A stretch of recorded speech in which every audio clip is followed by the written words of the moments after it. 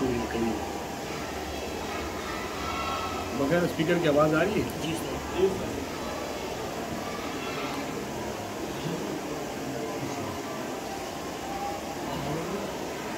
شاہ اسماعیل شہید رحمۃ اللہ علیہ کی عبارات کے حوالے سے بات چل رہی تھی کہ شاہ اسماعیل شہید رحمۃ اللہ علیہ نے تقویت الایمان میں جو گفتگو کی ہے اس پر بعض بریلویوں کی طرف سے یہ اعتراض آتا ہے کہ وہ کہتے ہیں کہ شاہ اسماعیل شہید رحمۃ اللہ علیہ ان عبارتوں میں انہوں نے توہین کی ہے۔ اس میں چند عبارتوں پر آپ حضرات کے سامنے گفتگو کی تھی۔ ایک اور عبارت ہے جس پر یہ لوگ ایک اعتراض کرتے ہیں،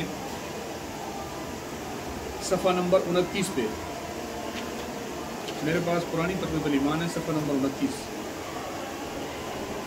احمد رضا خان سمیت بعض بریلویوں کا یہ اعتراض تھا کہ شاہ اسماعیل شہید رحمۃ اللہ علیہ کا نظریہ یہ ہے کہ اللہ تعالیٰ کو پہلے سے کسی بات کا پتہ نہیں ہوتا، جب بندہ وہ کام کر لیتا ہے تو اس کو پتہ چلتا ہے۔ اچھا، اس مسئلے پہ یہ بات یاد رکھو کہ ہمارے نزدیک اہل السنہ والجماعہ کا نقطہ نظر پہلے دن سے یہ تھا کہ اللہ رب العزت عالم ہے اس فعل کے وجود میں آنے سے بھی پہلے۔ فعل کا خالق ہے، خود خالق وہ ہے، تو ظاہر ہے کہ پھر اس فعل کو وجود میں آنے کا بھی اسے پتہ ہوگا کہ کب آئے گا۔ لیکن بعض بریلوی یہ کہتے ہیں کہ جناب شاہ اسماعیل نے گویا اہل سنت کے نظریے سے انحراف کیا ہے کہ وہ کہتے ہیں کہ اللہ تعالیٰ کو پہلے سے علم نہیں ہوتا، جب بندہ وہ کام کر لیتا ہے تو اللہ تعالیٰ کو پھر پتہ چلتا ہے۔ پھر اس کے اوپر ان لوگوں نے بعض پنچر لگا کر اپنی بات کو مضبوط کرنے کی کوشش کی ہے۔ قرآن مجید کی وہ آیات جن میں لیعلم اللہ یا لنعلم کے الفاظ تھے کہ ان کے ترجموں کو سامنے رکھا اور ان کو سامنے رکھ کے اور پھر اس بات کو ایک دوسرے سے ملا کر یہ ثابت کرنے کی کوشش کی کہ پورے علماء دیوبند کا نقطہ نظر یہی ہے کہ اللہ تعالیٰ کو پہلے سے اس بات کا پتہ نہیں ہوتا۔ بات سمجھ آ رہی ہے آپ کو؟ اس پر قرآن کی بہت ساری آیات ہیں، میں انشاءاللہ آپ کو وہ آیات بھی بتا دوں گا، لیعلم اور لنعلم کے الفاظ۔ صحیح ہے؟ یہاں اعتراض کو پہلے سمجھو۔ شاہ اسماعیل شہید رحمۃ اللہ علیہ نے جو عبارت لکھی ہے اسے احمد رضا خان نے اپنی کتاب میں نقل کیا ہے، سبحان الصبح میں، اور دوسری کتابوں میں بھی نقل کیا، الکوکبۃ الشابیہ میں۔ کہتا ہے کہ تقویت الایمان صفحہ نمبر 20 پر ہے کہ غیب کا دریافت کرنا اپنے اختیار میں ہو کہ جب چاہے کر لیجئے، یہ اللہ صاحب ہی کی شان ہے۔ غیب کا دریافت کرنا اپنے اختیار میں ہو کہ جب چاہے معلوم کر لیں، جب چاہے کر لیجئے، یہ اللہ صاحب ہی کی شان ہے۔ آگے مدرزہ کہتا ہے کہ یہاں اللہ سبحانہ کے علم کو لازمی و ضروری نہ جانا اور معاذ اللہ اس کا جہل ممکن مانا، کہ غیب کا دریافت کرنا اس کے اختیار میں ہے، چاہے دریافت کرے چاہے جاہل رہے، یہ صریح کلمہ کفر ہے۔ یہ احمد رضا خان کا اعتراض تھا، عبارت نقل کی اور اس پر اعتراض کیا۔ آگے چل کر احمد رضا کہتا ہے کہ اللہ تعالیٰ کی طرف گویا کہ جہل، عجز، نقص وغیرہ ان کی نسبت کو فقہا نے، اللہ تعالیٰ کی طرف ان کی نسبت کرنے کو فقہا نے کفر لکھا ہے، پھر اس پر وہ حوالے پیش کرنے لگ گیا۔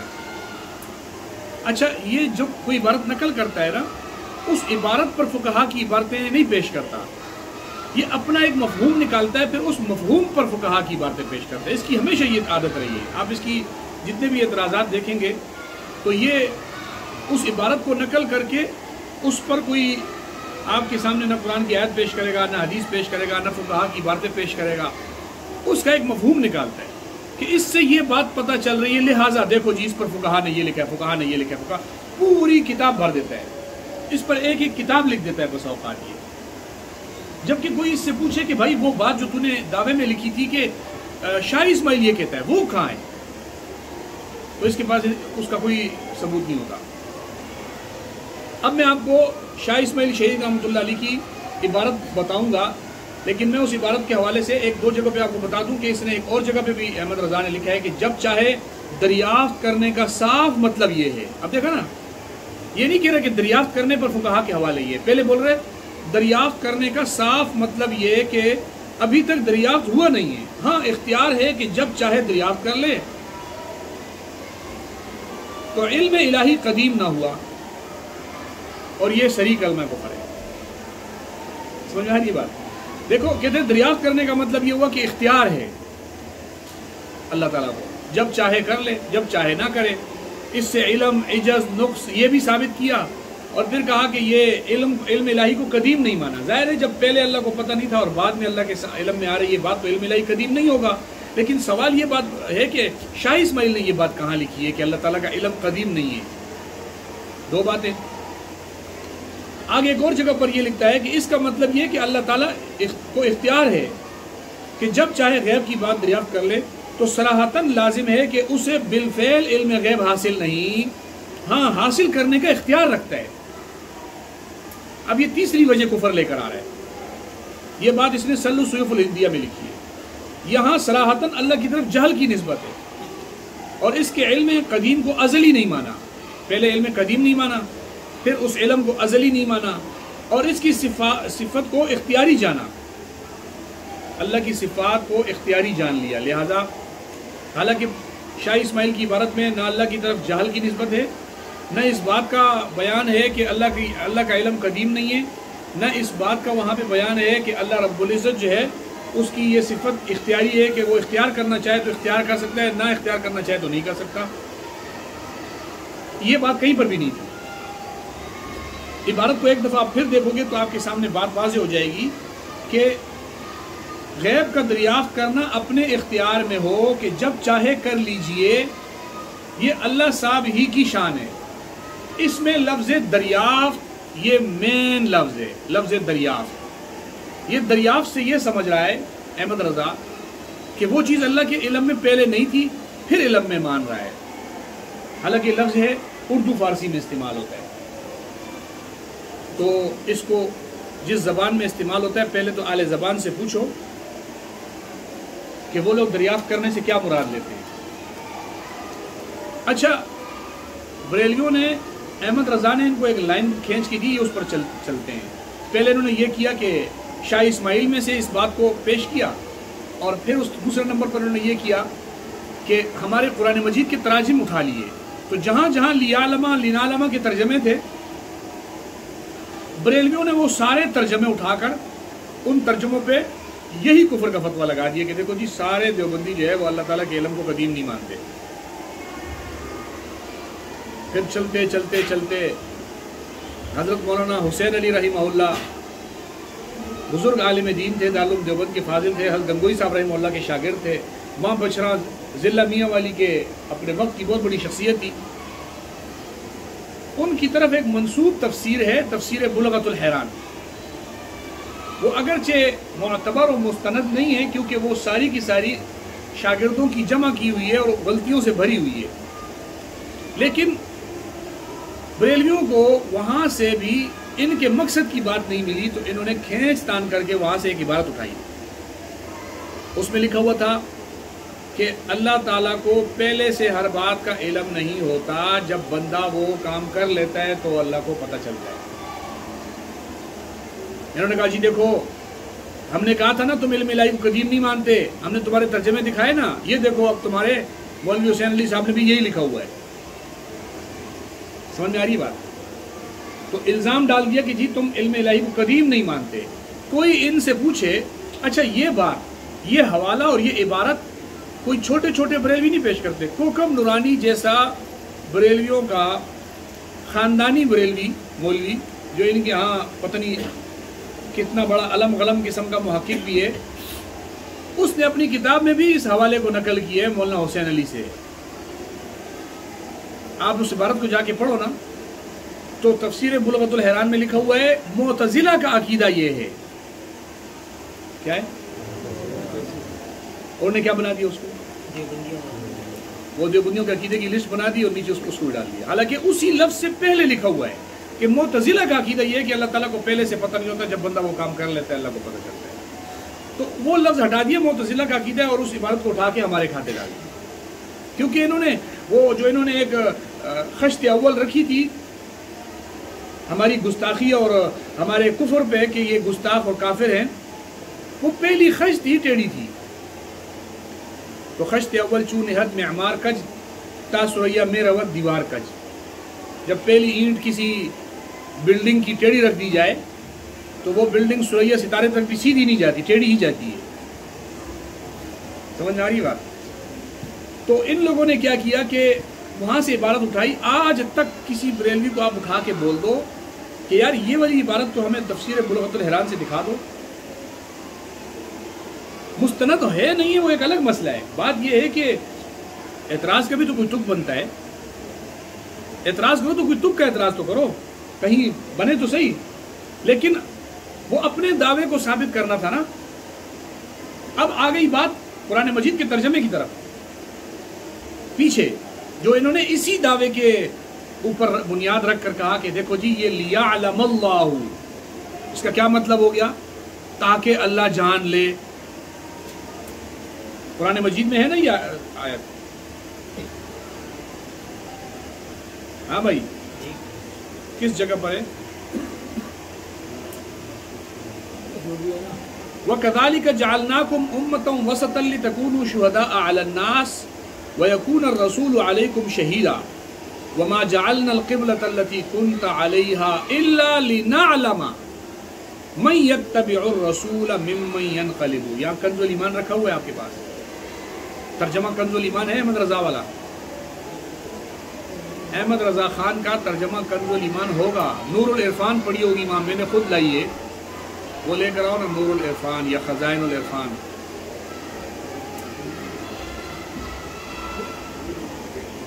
نور العرفان یہ کون سی والی ہے؟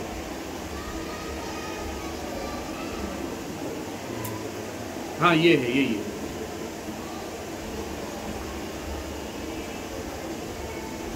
اس میں وہ آیت نکالتے ہیں سورہ بقرہ کی آیت نمبر 241. 241 صحیح.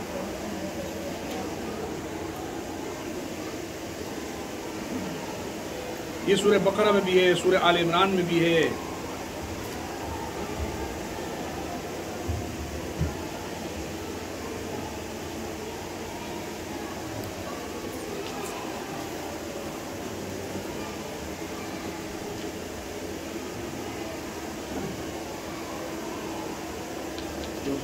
تو نہیں،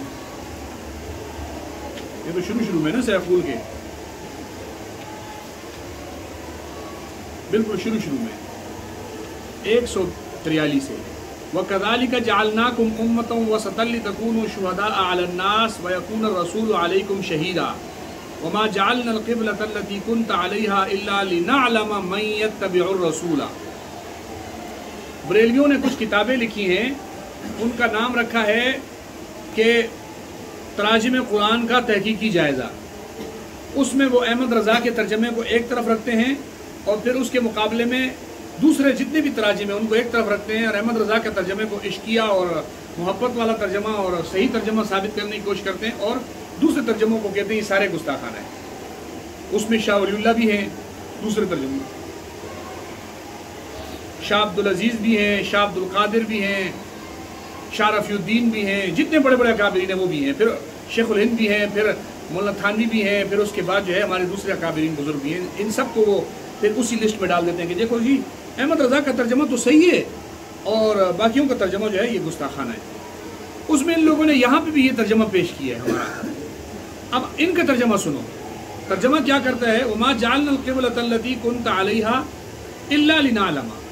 اور اے محبوب تم پہلے جس قبلے پر تھے ہم نے وہ اسی لیے مقرر کیا تھا کہ دیکھیں کون رسول کی پیروی کرتا ہے. کون رسول کی بات سمجھا رہی ہے؟ یہ کہتے ہیں تم نے اس کا ترجمہ کیا تاکہ جان لیں. تو جان لیں تم نے اس کا ترجمہ کیا، اس کا مطلب یہ ہو گیا کہ اللہ تعالیٰ کو پہلے سے پتہ نہیں ہوتا. تم اللہ تعالیٰ کو پہلے سے قدیم نہیں مانتے، اللہ کے علم کو قدیم نہیں مانتے، لہٰذا اللہ کی صفات تو قدیم ہے، لہٰذا تم لوگ جو ہے وہ مسلمان نہیں. سمجھ میں آ رہی بات؟ میں اعتراض سمجھا رہا ہوں، اس کو سمجھو. 3 اعتراض ہیں بیک وقت جو یہ کرتے ہیں. اس ترجمے کو یہ صحیح ہے یا غلط، اس کا بہت آسان سا حل ہے.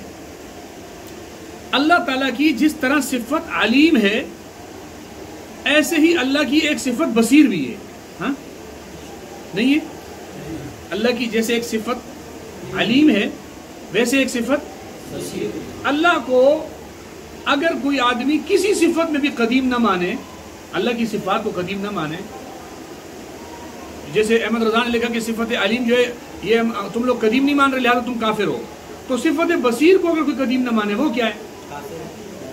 وہ بھی تو کافر ہونا چاہیے. اگر ہم ترجمہ کریں لنعلم کا تاکہ جان لیں، اس سے یہ پتہ چلا کہ اللہ تعالیٰ پہلے نہیں جانتا تھا، تو احمد رضا جو ترجمہ کر رہے ہیں تاکہ دیکھیں، اس کا مطلب وہ اللہ پہلے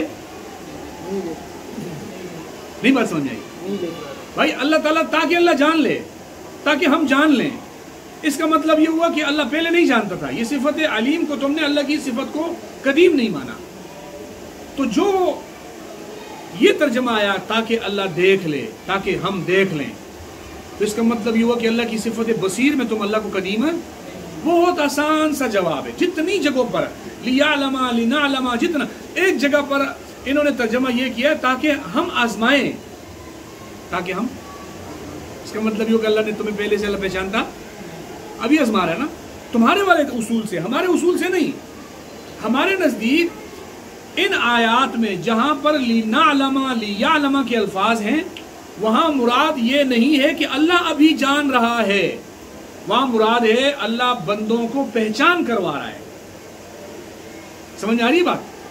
یہ مومن ہے یا نہیں ہے، ان کے دل ایمان لانے کے قابل ہیں یا نہیں ہے.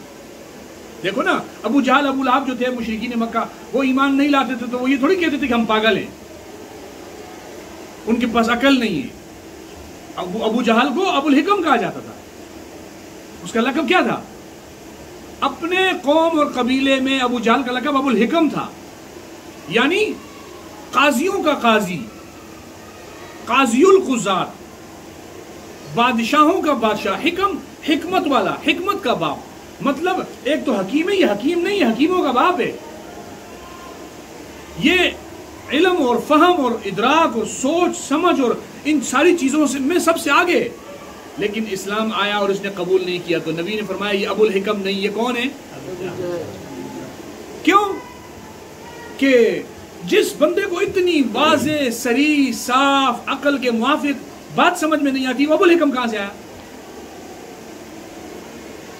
تو نبی کا نام جو نبی نے اس کا نام رکھا وہ نام ایسا پڑ گیا کہ لوگوں کو ابو الحکم بھول گیا. سمجھ میں آ رہی ہے بات؟ وہ زبان کس کی تھی جس کی زبان سے وہ ادا ہوا تھا؟ تو وہ ابو الحکم لوگوں کو بھول گیا، ابو جہل یاد ہو گیا. اب یہ جو ابو الحکم کے دعوے دار لوگ تھے جو سمجھداری کے بڑے بڑے دعوے کیا کرتے تھے، یہ جب ایمان نہیں لاتے تھے تو وہ اس بنا پر نہیں لاتے تھے کہ ہماری عقل کام نہیں کر رہی، ہم پاگل ہیں. وہ کہتے تھے ہم بہت سمجھدار ہیں، اسی لیے تو دیکھو نا ہم نہیں. اللہ تعالیٰ نے ایسے لوگوں کے لیے اپنے معجزات نبی کے ہاتھوں سے ظاہر کروائے. اللہ تعالیٰ نے ایسے لوگوں پر اپنی جو ہے معجزات کے ذریعے سے ان کو جھنجھوڑا. سمجھ میں آ رہی ہے بات؟ پھر جو لوگ ایمان لے آئے تھے، ایمان لانے والوں میں منافق کون ہے، مومن کون ہے؟ اب منافق تو اپنا نفاق چھپا کے بیٹھا ہوتا ہے دل کے اندر، وہ ظاہر نہیں کرنے دیتا. وہ اپنے نفاق پر ظاہری ایمان کی چادر ڈال دیتا ہے. دیکھنے والوں کو یہ لگ رہا ہوتا ہے کہ جناب بڑا نیک آدمی ہے، یہ بھی مومن ہوگا. اسی لیے تو عبداللہ بن ابی نے ایک زمانہ گزارا لیکن اس کا لوگوں کو پتہ نہیں چلا. اس کی پوری جماعت صحابہ کے بیچ میں رہی اور پتہ نہیں چلا. ایک وقت ایسا آیا کہ نبی پاک صلی اللہ علیہ وسلم نے بتا دیا. لیکن وہ منافقین کی جماعت چھپ کے رہی. اب ان کا نفاق کیسے لوگوں کو پتہ چلے گا؟ وہ کرتے کیا تھے؟ صحابہ کے بیچ میں جا کر بیٹھ جاتے تھے اور اپنی باتیں کیا کرتے تھے کہ یہ یوں نہیں ہونا چاہیے تھا، نبی کو یوں نہیں کرنا چاہیے تھا، یوں کرنا چاہیے تھا. پتہ کیسے چلے گا کہ یہ نبی کی صحابہ کی خیرخواہی کی بات کر رہا ہے کہ یہ اپنا نفاق ظاہر کر رہا ہے؟ اللہ تعالیٰ اس کے نفاق کو ظاہر کرتے تھے، اس کا طریقہ یہ ہوتا تھا وَمَا جَعَلْنَا الْقِبْلَةَ الَّتِي كُنْتَ عَلَيْهَا إِلَّا لِنَعْلَمَ مَن يَتَّبِعُ الرَّسُولَ، ہم لوگوں پہ ظاہر کر دیں کہ کون کون نفاق کا مظاہرہ کر رہا ہے اور کون اتباع رسول کا مظاہرہ کر رہا ہے، ہم یہ کریں۔ اس کا مقصد یہ نہیں تھا کہ اللہ ان کو پہچان رہا تھا، یا اللہ کو ابھی سمجھ میں آ رہی تھی، یا اللہ ابھی دیکھ رہا تھا، یا اللہ ابھی جان رہا تھا، یہ نہیں تھا۔ اللہ تعالیٰ اس کا اظہار لوگوں پہ کروا رہا تھا کہ جو لوگ تم میں منافقین ہیں، اللہ تعالیٰ نے قبلے کو تبدیل کر کے ان کو بتا دیا کہ دیکھو یہ کون کون لوگ ہیں جو نبی کے پیچھے چلتے ہیں اور کون کون لوگ نبی کے پیچھے نہیں چلتے، پہچان لو۔ لیکن اس کے لیے ترجمہ اور اس کے لیے لفظ عربی میں لنعلم آیا، ترجمے میں تاکہ جان لیں اور تاکہ دیکھیں، بات سمجھ آ رہی ہے؟ لیکن اس پر اعتراض بنتا ہی نہیں تھا۔ انہوں نے اس پر اعتراض کر دیا کہ جناب دیکھو تم اللہ کے علم کو قدیم نہیں مانتے، اللہ کے علم کو۔ احمد رضا نے شاہ اسماعیل پر اعتراض کیا اور بعد کے بریلویوں نے اس ٹیڑھی اینٹ کے اوپر دوسری اینٹ رکھ دی کہ دیکھو جی لنعلم کا ترجمہ انہوں نے غلط کیا، یہ اللہ کو پہلے سے عالم مانتے نہیں۔ سمجھ میں آ رہی ہے بات؟ حالانکہ خود بریلویوں نے بھی اپنی کتابوں میں یہ بات لکھی ہوئی ہے۔ اس کنز الایمان پر بریلویوں نے جس طرح تراجم قرآن کا تقابلی جائزہ لکھا ہے کتاب، پھر اس کے جواب میں ہماری طرف سے بڑی کتابیں آئی ہیں، تو انہوں نے پھر ایک اور کتاب لکھی ہے۔ ان کا ایک رسالہ چھپتا تھا انوار رضا خوشاب سے، جور آباد سے، اس کے وہ رسالہ جو ہے، میگزین جو ہے، وہ صرف خصوصی اشاعت چھپتی ہے، وہ رسالہ نہیں چھپتا۔ تو وہ اس کا ایک خاص شمارہ چھپا تھا انوار رضا کا، انوار کنز الایمان نمبر، تقریباً بہت بڑا 1000 کے قریب صفحے ہیں۔ اس کے اندر ان لوگوں نے کنز الایمان کی تائید میں مضامین جمع کیے کہ یہ ترجمہ بڑا اچھا ترجمہ ہے، نور العرفان بڑا اچھی اس کا حاشیہ ہے، خزائن العرفان بڑا اچھا حاشیہ ہے۔ تو پھر جو ہماری طرف سے کسی نے کچھ لکھا تھا تو انہوں نے کوشش کی ہے کہ اس کا بھی جواب اس کے اندر دے دیا جائے۔ اس میں یہ جواب دیتے ہوئے کہتے ہیں ایک جگہ پر کہ ہماری، اب دیکھو نا، بیان القرآن ہے حضرت تھانوی رحمۃ اللہ علیہ کی، بیان القرآن حضرت تھانوی رحمۃ اللہ علیہ نے ترجمے میں لکھا ہے تاکہ دیکھیں، تاکہ، تو انہوں نے گستاخانہ ترجموں میں وہ بھی لکھا ہے، گستاخانہ ترجموں میں دیکھیں کا لفظ بھی گستاخی میں ڈالا ہے، اور یہ پتہ نہیں تھا کہ احمد رضا بھی تاکہ دیکھیں لکھ رہے ہیں، تو یہ بھی تو گستاخی کی لسٹ میں آ جائے گا جب تم تو گستاخی کا حکم لگاؤ گے، یہاں بھی تو لگے گا۔ لیکن یہ انہوں نے ایسا کر دیا، ان سے ہو گیا۔ اور بریلویوں کا وہ کوئی فتویٰ ایسا ہے نہیں جو واپس ان کے منہ پر آ کر نہ لگے، کوئی دنیا میں ان کا ایسا فتویٰ نہیں ہے جو واپس ان کا رخ نہ کرے، کیونکہ نبی پاک صلی اللہ علیہ وسلم نے بھی تو فرمایا تھا نا، حدیث میں آتا ہے کہ جب کوئی شخص کسی کو کافر کہتا ہے تو اگر وہ کافر ہے تو یہ اس کا حکم اسی کی طرف لوٹ جاتا ہے، اور اگر نہ ہو تو حکم واپس لوٹ جاتا ہے۔ یا لعنت کے الفاظ آتے ہیں حدیث میں، کوئی لعنت کرتا ہے اور سامنے والا لعنت کا مستحق نہیں ہوتا تو وہ لعنت واپس لوٹ کے آتی ہے۔ سمجھ میں آ رہی ہے بات؟ اس کو میں نے آپ کو بتایا تھا نا، صحابہ اکرام کو جو لوگ لعن تان کرتے ہیں ان کی لعنتیں ان پر واپس لوٹ کے آتی ہیں، اور اگر آپ کو دیکھنی ہو تو ان کے گھروں پہ لگی ہوئی بھی ہوتی ہیں، مطلب صرف آتی نہیں ہے ایسے آتی اور آپ نظر نہیں آ رہی، آتی ہے اور نظر بھی آتی ہے۔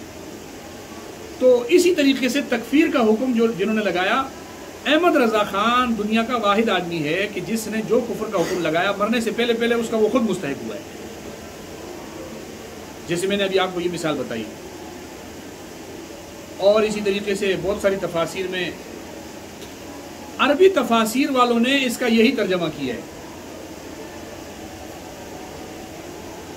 سمجھ میں آ رہی ہے بات؟ میں نے، میری کتاب آ رہی ہے انشاءاللہ، حوالہ جات آپ کو پڑھ کے سنانے مقصود نہیں ہے، یہ حوالہ جات آپ کو کتاب میں مل جائیں گے کہ لیعلم اور لنعلم والے پہ مفسرین نے کیا کیا لکھا ہے اور اس کا کیا معنی مفہوم ہے، وہ سارا انشاءاللہ آ جائے گا۔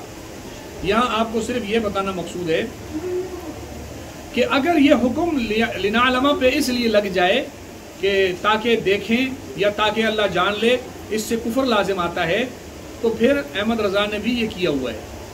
اور حضرت شیخ سعدی رحمۃ اللہ علیہ کا ترجمہ ہے، انہوں نے بھی لکھا ہے وما جعلنا القبلۃ التي كنت عليها الا لنعلم، کہ وہ نہ ساختے ما قبلہ کے ہستی برآں مگر تا بدانیم، فارسی کا لفظ ہے مگر تاکہ ہم جان لیں، بدانیم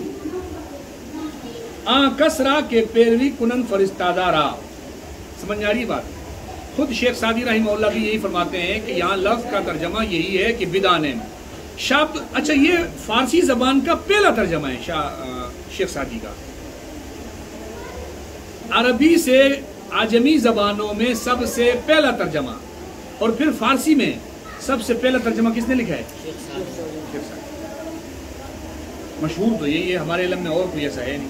شاہ ولی اللہ بات کے آدمی ہے، شاہ ولی اللہ نے بھی کیا ہے لیکن وہ بات کے آدمی ہے. شاہ ولی اللہ کو بھی یہ لوگ اسی کھاتے میں ڈالتے ہیں یہاں تاکہ اللہ جان لے.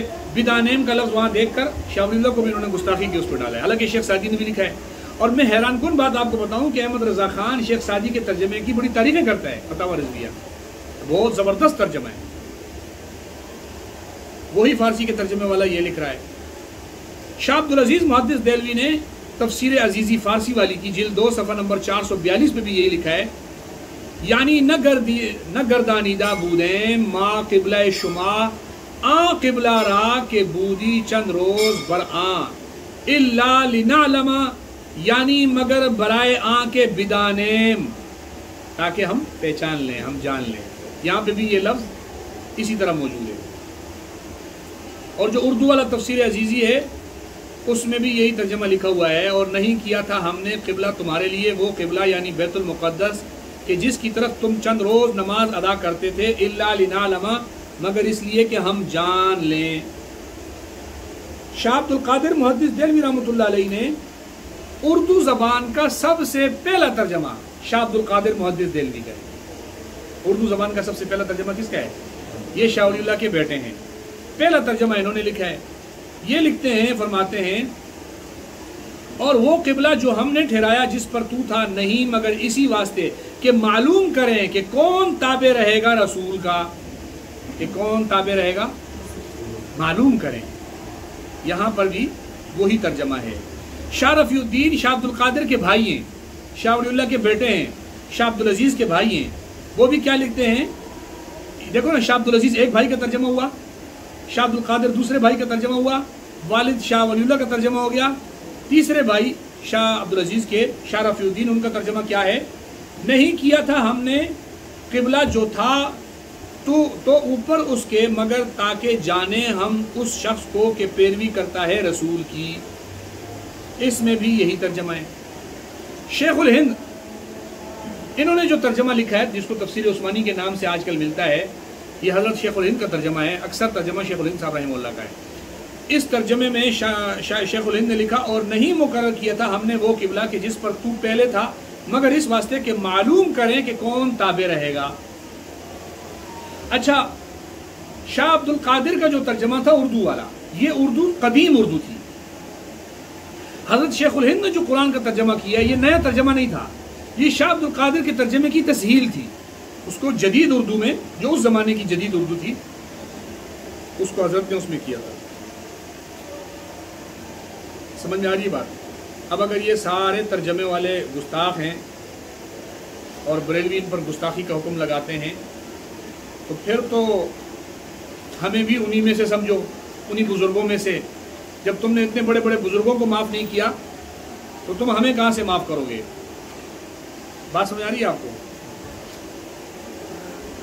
اب آ جاؤ شاہ اسماعیل محدث دہلوی رحمۃ اللہ علیہ کی عبارت کی طرف.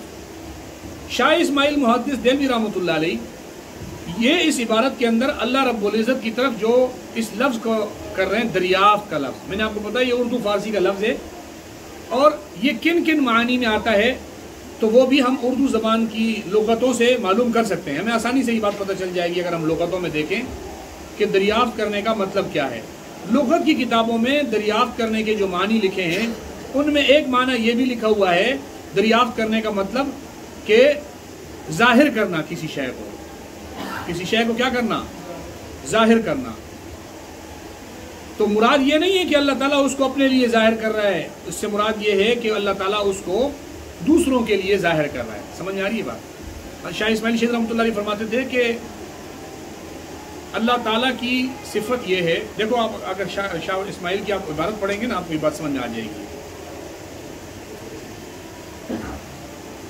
یعنی جس طرح اللہ صاحب نے بندوں کے واسطے ظاہر کی چیزیں دریافت کرنے کو کچھ نہیں بتائی ہیں، جیسے آنکھ دیکھنے کو، کان سننے کو، ناک سونگنے کو، ज़बान चखने को, हाथ टटोलने को, अक्ल समझने को और राहें उनके इख्तियार में दी हैं कि अपनी ख्वाहिश के मुआफ़िक़ उनसे काम लेते हैं। ये चलते चलते हज़रत ने आगे लिखा कि सो इन चीज़ों के दरियाफ्त करने को कुंजियाँ उनको दी हैं, जैसे हाथ में कुंजी होती है, कुफल उसी के इख्तियार में होता है, जब चाहे तो खोले, जब चाहे ना खोले। ये जुमले पे गौर करना। इसी तरह ज़ाहिर की चीज़ों को दरियाफ्त करना और लोगों के इख्तियार में कि जब चाहें करें, जब चाहें ना करें। तो इस तरह गैब का दरियाफ्त करना अपने इख्तियार में हो कि जब चाहे कर लीजिए, ये अल्लाह साहब ही की शान है। ये इबारत थी। अब पीछे से मिसाल जो हज़रत ने दी वो क्या दी कि जैसे किसी के हाथ में चाबी होती है और वो ताला खोलता है, तो ये जो शख्स ताला खोलता है, चाबी जिसके हाथ में होती है, इसी को इख्तियार होता है कि ये उसको खोल दे। समझ में आ रही बात? तो हज़रत के इस जुमले का मकसद के गैब का दरियाफ्त करना अल्लाह के इख्तियार में है का मतलब ये है कि अल्लाह ताला के पास गैब की कुंजियां हैं। वइंदहु मफातीहुल गैबी, कुरान में है ना, मकालिदुस्समा, दोनों अल्फाज हैं। इंदहु मफातीहुल गैबी, मफातीहुल गैब, अल्लाह के पास गैब की कुंजियां हैं। यानी खुद तो गैब जानता है, खुद तो आलिमुल गैब है, लेकिन उसके पास कुंजियां हैं। अगर किसी और को भी कोई हिस्सा देना हो गैब का तो अल्लाह खोल के दे देता है। तो ये मतलब ये नहीं है कि जैसे कुंजी होती है वही वाली कुंजी होगी अल्लाह के पास। मकसद ये है कि ये इंसानों को समझाने के लिए बताया जा रहा है कि अल्लाह ताला जैसे इंसान के पास कुंजी हो खजाने की, जिसके पास कुंजी होती है खजाने की, वो जब चाहता है किसी को कोई उसमें से चीज़ निकाल के दे सकता है। और जिनके पास कुंजियां नहीं हैं वो चाहें जब भी अपनी मर्जी से जाकर कुछ निकाल के किसी को दे दें। ऐसा तो अल्लाह के पास खजानों की कुंजियां हैं, उसमें गैब का खजाना भी है। अल्लाह जब चाहता है उसको खोल के किसी को दे देता है। ये मुराद है गैब का दरियाफ्त करना। ये मुराद नहीं है कि अल्लाह खुद भी जो है नऊज़ुबिल्लाह जाहिल है और वो अपने लिए भी गैब को इसी तरह दरियाफ्त करता है। समझ में आ रही है बात? यहाँ मुराद है दूसरों को देना। कुरान मजीद में जहाँ पर लफ्ज़ वइंदहु मफातीहुल गैबी ला यअलमुहा इल्ला हु, कि वो उसका इल्म सिर्फ रब के पास है, किसी और के पास नहीं है। और नबी के पास कब आता है वो इल्म? जब अल्लाह उस गैब को खोलता है और खोल के अल्लाह अपने नबी को बताता है या किसी और को बताता है। बात समझ आ रही है? तो बहुत आसान सी बात थी, लेकिन इन्होंने खामखा इस बात को इतना दूर लेके गए कि जनाब इन्होंने कहा जी दरियाफ्त का लफ्ज़ आ गया, इससे मुराद ये है कि शाह इस्माइल शहीद रहमतुल्लाह अलैह अल्लाह ताला के इल्म को कदीम नहीं मानते, जबकि ऐसी बात बिल्कुल भी नहीं है। ये तो हो गया शाह इस्माइल की एक इबारत।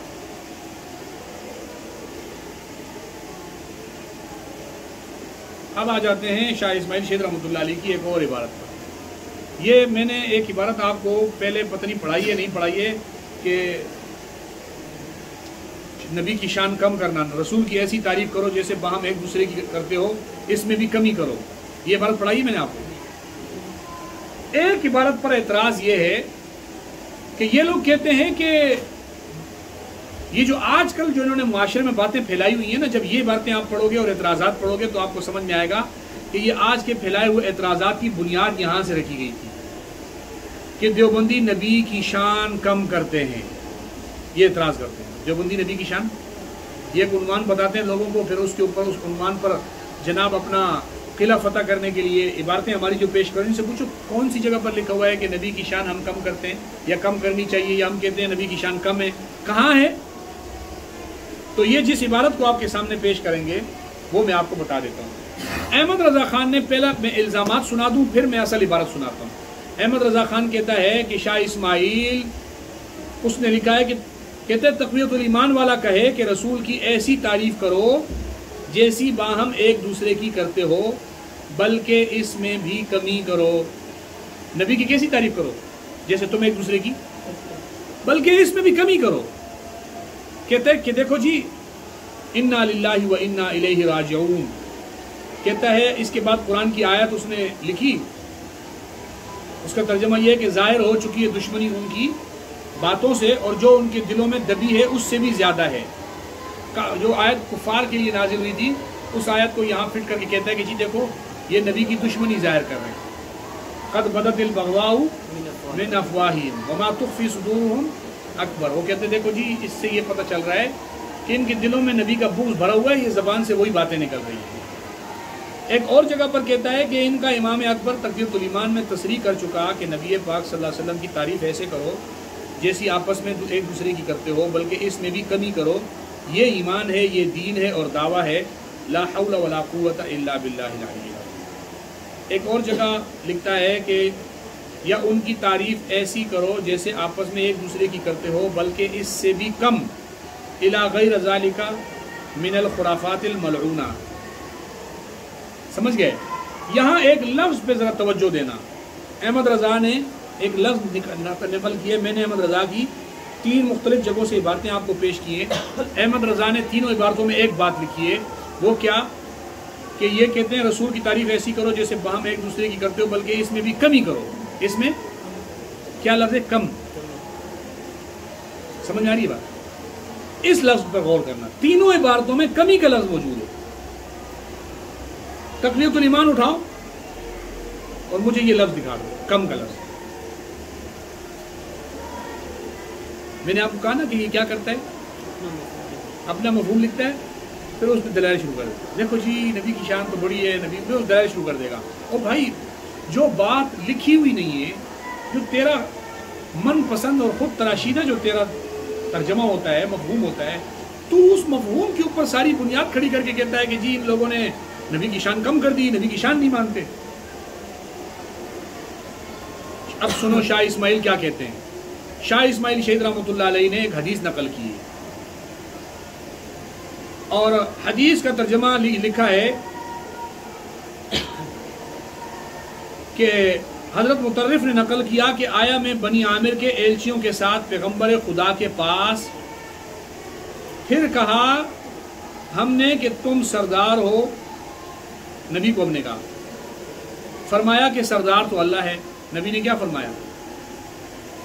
ہم نے کیا کہا تھا؟ انت سیدنا، تو نبی نے فرمایا السید هو اللہ، یا السید اللہ، سید کون ہے؟ سردار تو اللہ ہے۔ پھر ہم نے کہا کہ آپ ہمارے بڑے ہو بزرگی میں اور بڑے ہو سخاوت میں،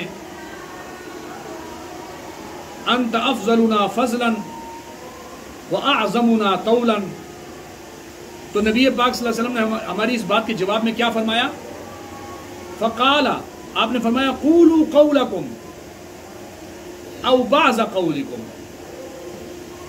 تم یا تو اتنی بات کہا کرو یا اس کا بعض حصہ کہا کرو، یہ نبی نے فرمایا۔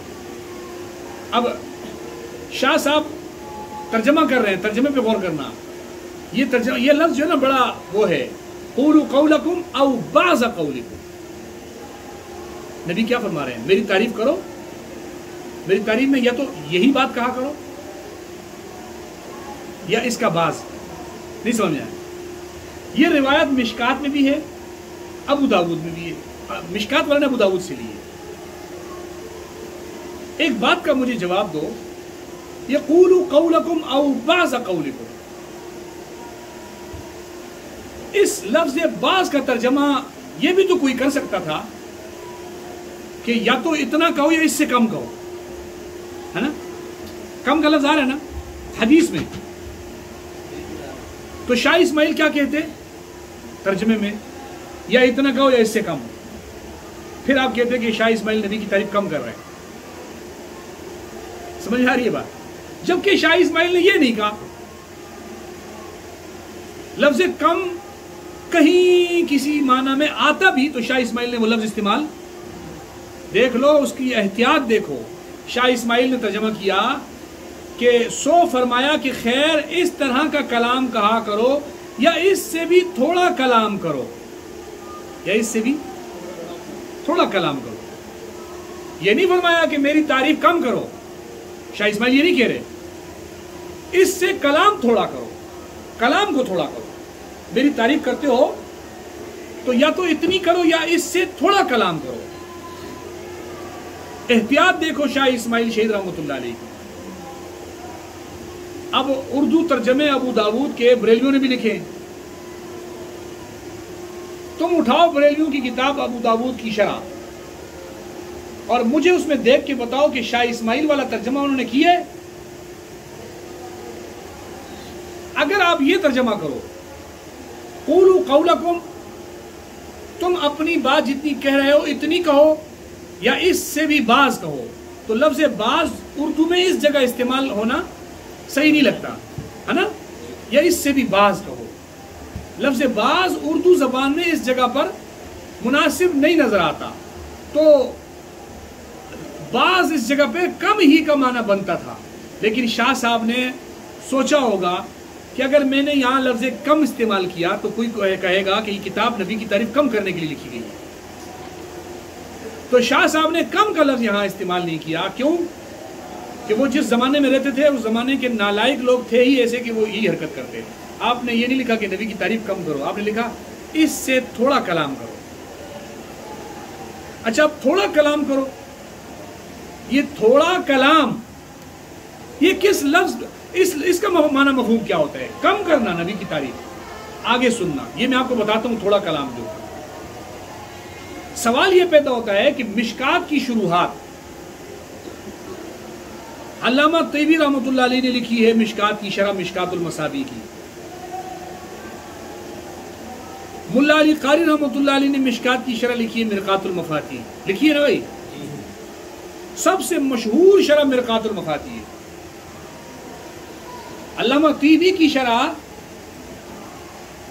ملا علی قاری کی شرح اٹھا کے دیکھو تو ملا علی قاری رحمۃ اللہ علیہ نے، اصل میں آپ کو مشکات کے بارے میں ایک بات یہ بتا دوں کہ مشکات پہلے کون سی کتاب تھی؟ مصابیح السنہ. پہلے ایک کتاب تھی مصابیح السنہ. مصابیح السنہ آپ لوگوں نے مشکات پڑھ لی ہے ماشاءاللہ سے، یہ باتیں تو آپ کو مقدمے میں بتا دی ہوں گی. میں صرف ایک بات سمجھانے کے لیے بول رہا ہوں کہ مصابیح السنہ اس میں 2 فصلیں تھیں. کتنی؟ ہر باب میں 2 فصلیں تھیں. انہوں نے صحیح روایتیں، اعلیٰ روایت صحیح اور اس سے کم درجے کی روایتیں، دونوں روایتوں میں فصل اول اور فصل ثانی بنا کے اس میں لکھی تھی. تو اس کو مشکات المصابیح کے نام سے لکھا گیا. تو اس میں تیسری فصل کا اضافہ کیا گیا. کون سی؟ تیسری فصل. ہاں جی. تو جو مصابیح السنہ لکھی گئی تھی اس کی شروحات بھی اپنے زمانے کے بڑے بڑے علامہ طوربشتی رحمۃ اللہ علیہ نے اس کی ایک شرح لکھی ہے، شرح المیسر شرح مصابیح السنہ. نہیں ملتی آج کل بازار میں، بیروت سے چھپی تھی، اب ملتی نہیں. علامہ ابن الملک الرومی نے بھی ان کی کتاب لکھی ہے شرح مصابیح السنہ. سمجھ میں آ رہی ہے بات؟ اور بھی کچھ بزرگوں نے اس کی شروحات لکھی ہیں. لیکن مرقات المفاتیح جو مشکات المصابیح کی شرح ہے، اس کو پھر جب مشکات لکھی گئی تو اس کی شرح علامہ طیبی نے لکھی. پھر مرقات میں ملا علی قاری نے لکھی. ملا علی قاری نے اپنے حوالہ جات ان پچھلی شروحات سے اٹھائے.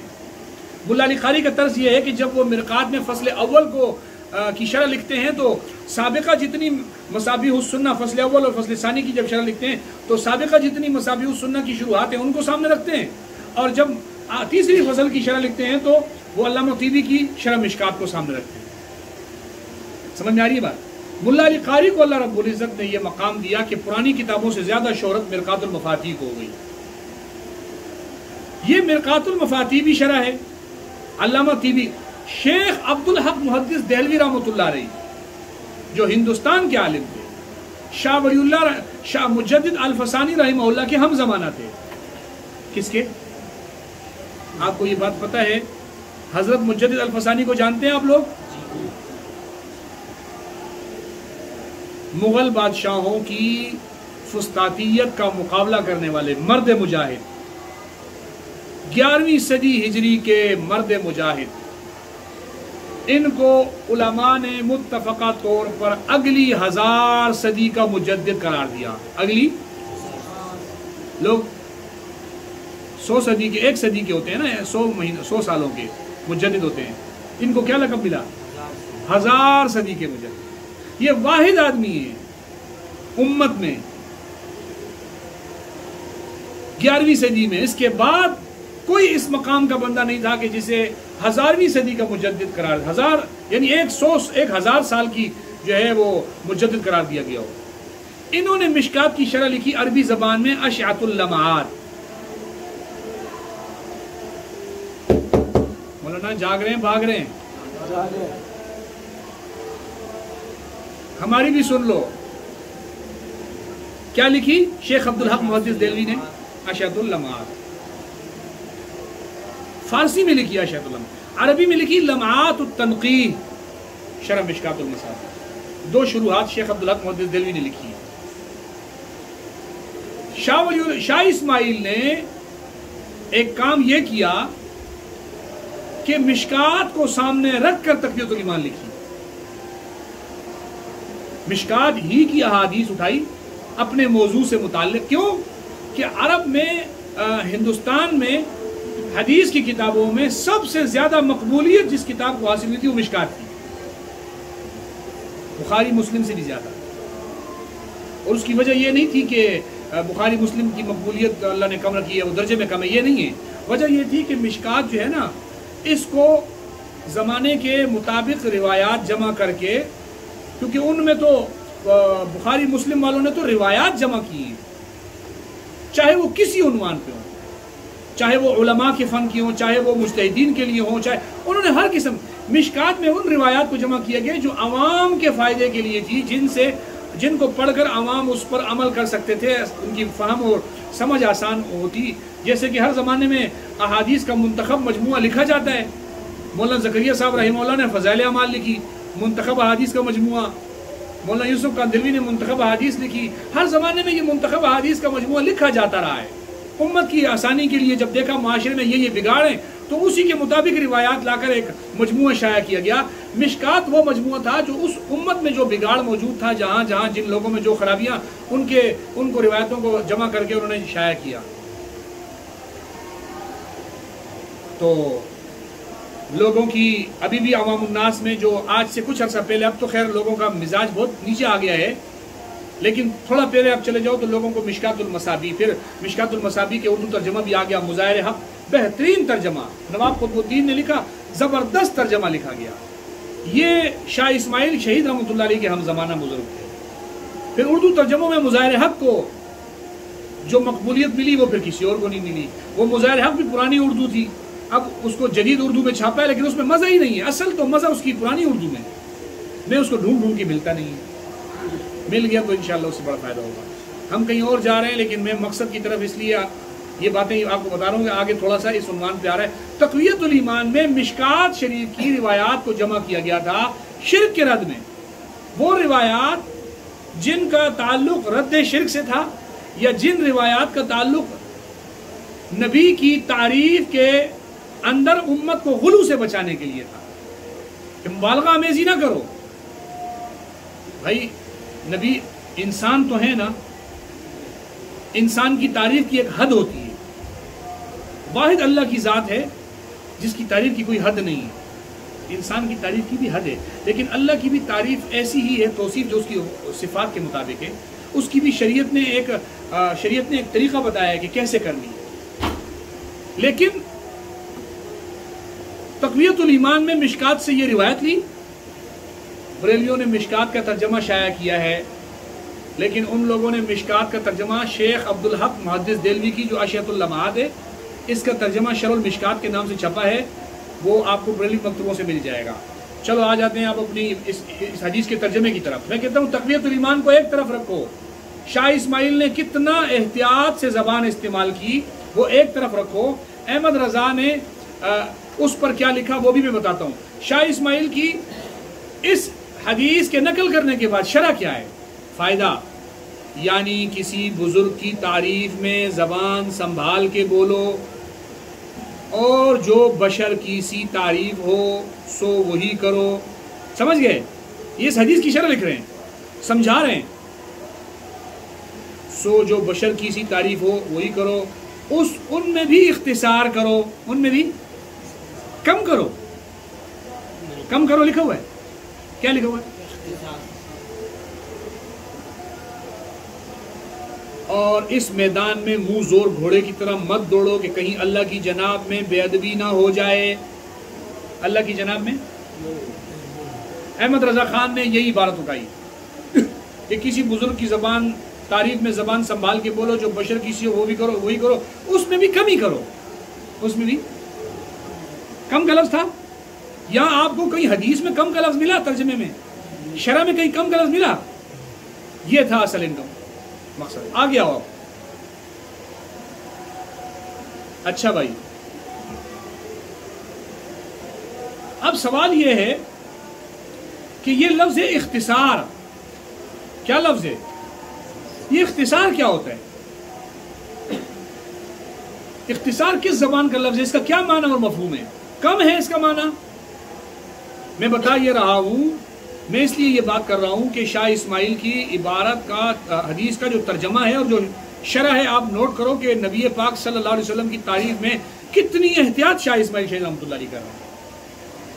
آؤ لفظ اختصار کا ترجمہ معلوم کرتے ہیں. کس سے معلوم کریں؟ کس سے معلوم کریں ترجمہ؟ ہم لوگ ڈھونڈتے رہے ہمیں کوئی بندہ ملا نہیں. ہم نے کہا کہ بریلیوں کو ہماری بات تو سمجھ آتی نہیں ہے، بزرگوں کی بھی نہیں سمجھ میں آتی، آؤ ان کو لے جاتے ہیں اپنے احمد رضا کے دربار پہ. جناب آ جاؤ احمد رضا کے دربار پہ آ جاؤ، احمد رضا سے پوچھو. حالانکہ لفظ اختصار عربی زبان کا میں نے کہا لفظ ہے، اور بعض احادیث میں خود نبی پاک صلی اللہ علیہ وسلم کی روایت ہے کہ نبی پاک صلی اللہ علیہ وسلم فرماتے تھے کہ آپ کی عادت مبارکہ یہ تھی، حدیث میں آتا ہے کہ جب نبی پاک صلی اللہ علیہ وسلم نماز پڑھا رہے ہوتے تھے اور بچوں کے رونے کی آواز آتی تو حدیث میں لفظ ہے کہ نبی اپنی نماز کو مختصر کرتے تھے. کیا کرتے تھے؟ اب اختصار کا ترجمہ تو احمد رضا نے کم لکھا ہوا ہے. ہاں کیا لکھا ہے؟ تو اب ترجمہ یہ ہوگا کہ نبی اپنی نماز کم کر دیتے تھے، یعنی 4 رکعتوں کے بجائے 2 رکعتیں پڑھتے تھے. ایسے ہے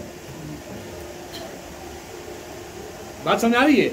اچھا، نبی پاک صلی اللہ علیہ وسلم نے یہ لفظ اختصار اپنے لیے بھی استعمال فرمایا مجھے اللہ رب العزت نے جو مقام دیا ہے، فرمایا ایک خاص رحمت کا زمانہ ایسا آیا کہ اللہ تعالیٰ نے مجھے پیدا فرمایا اور مجھے کمال اختصار عطا فرمایا.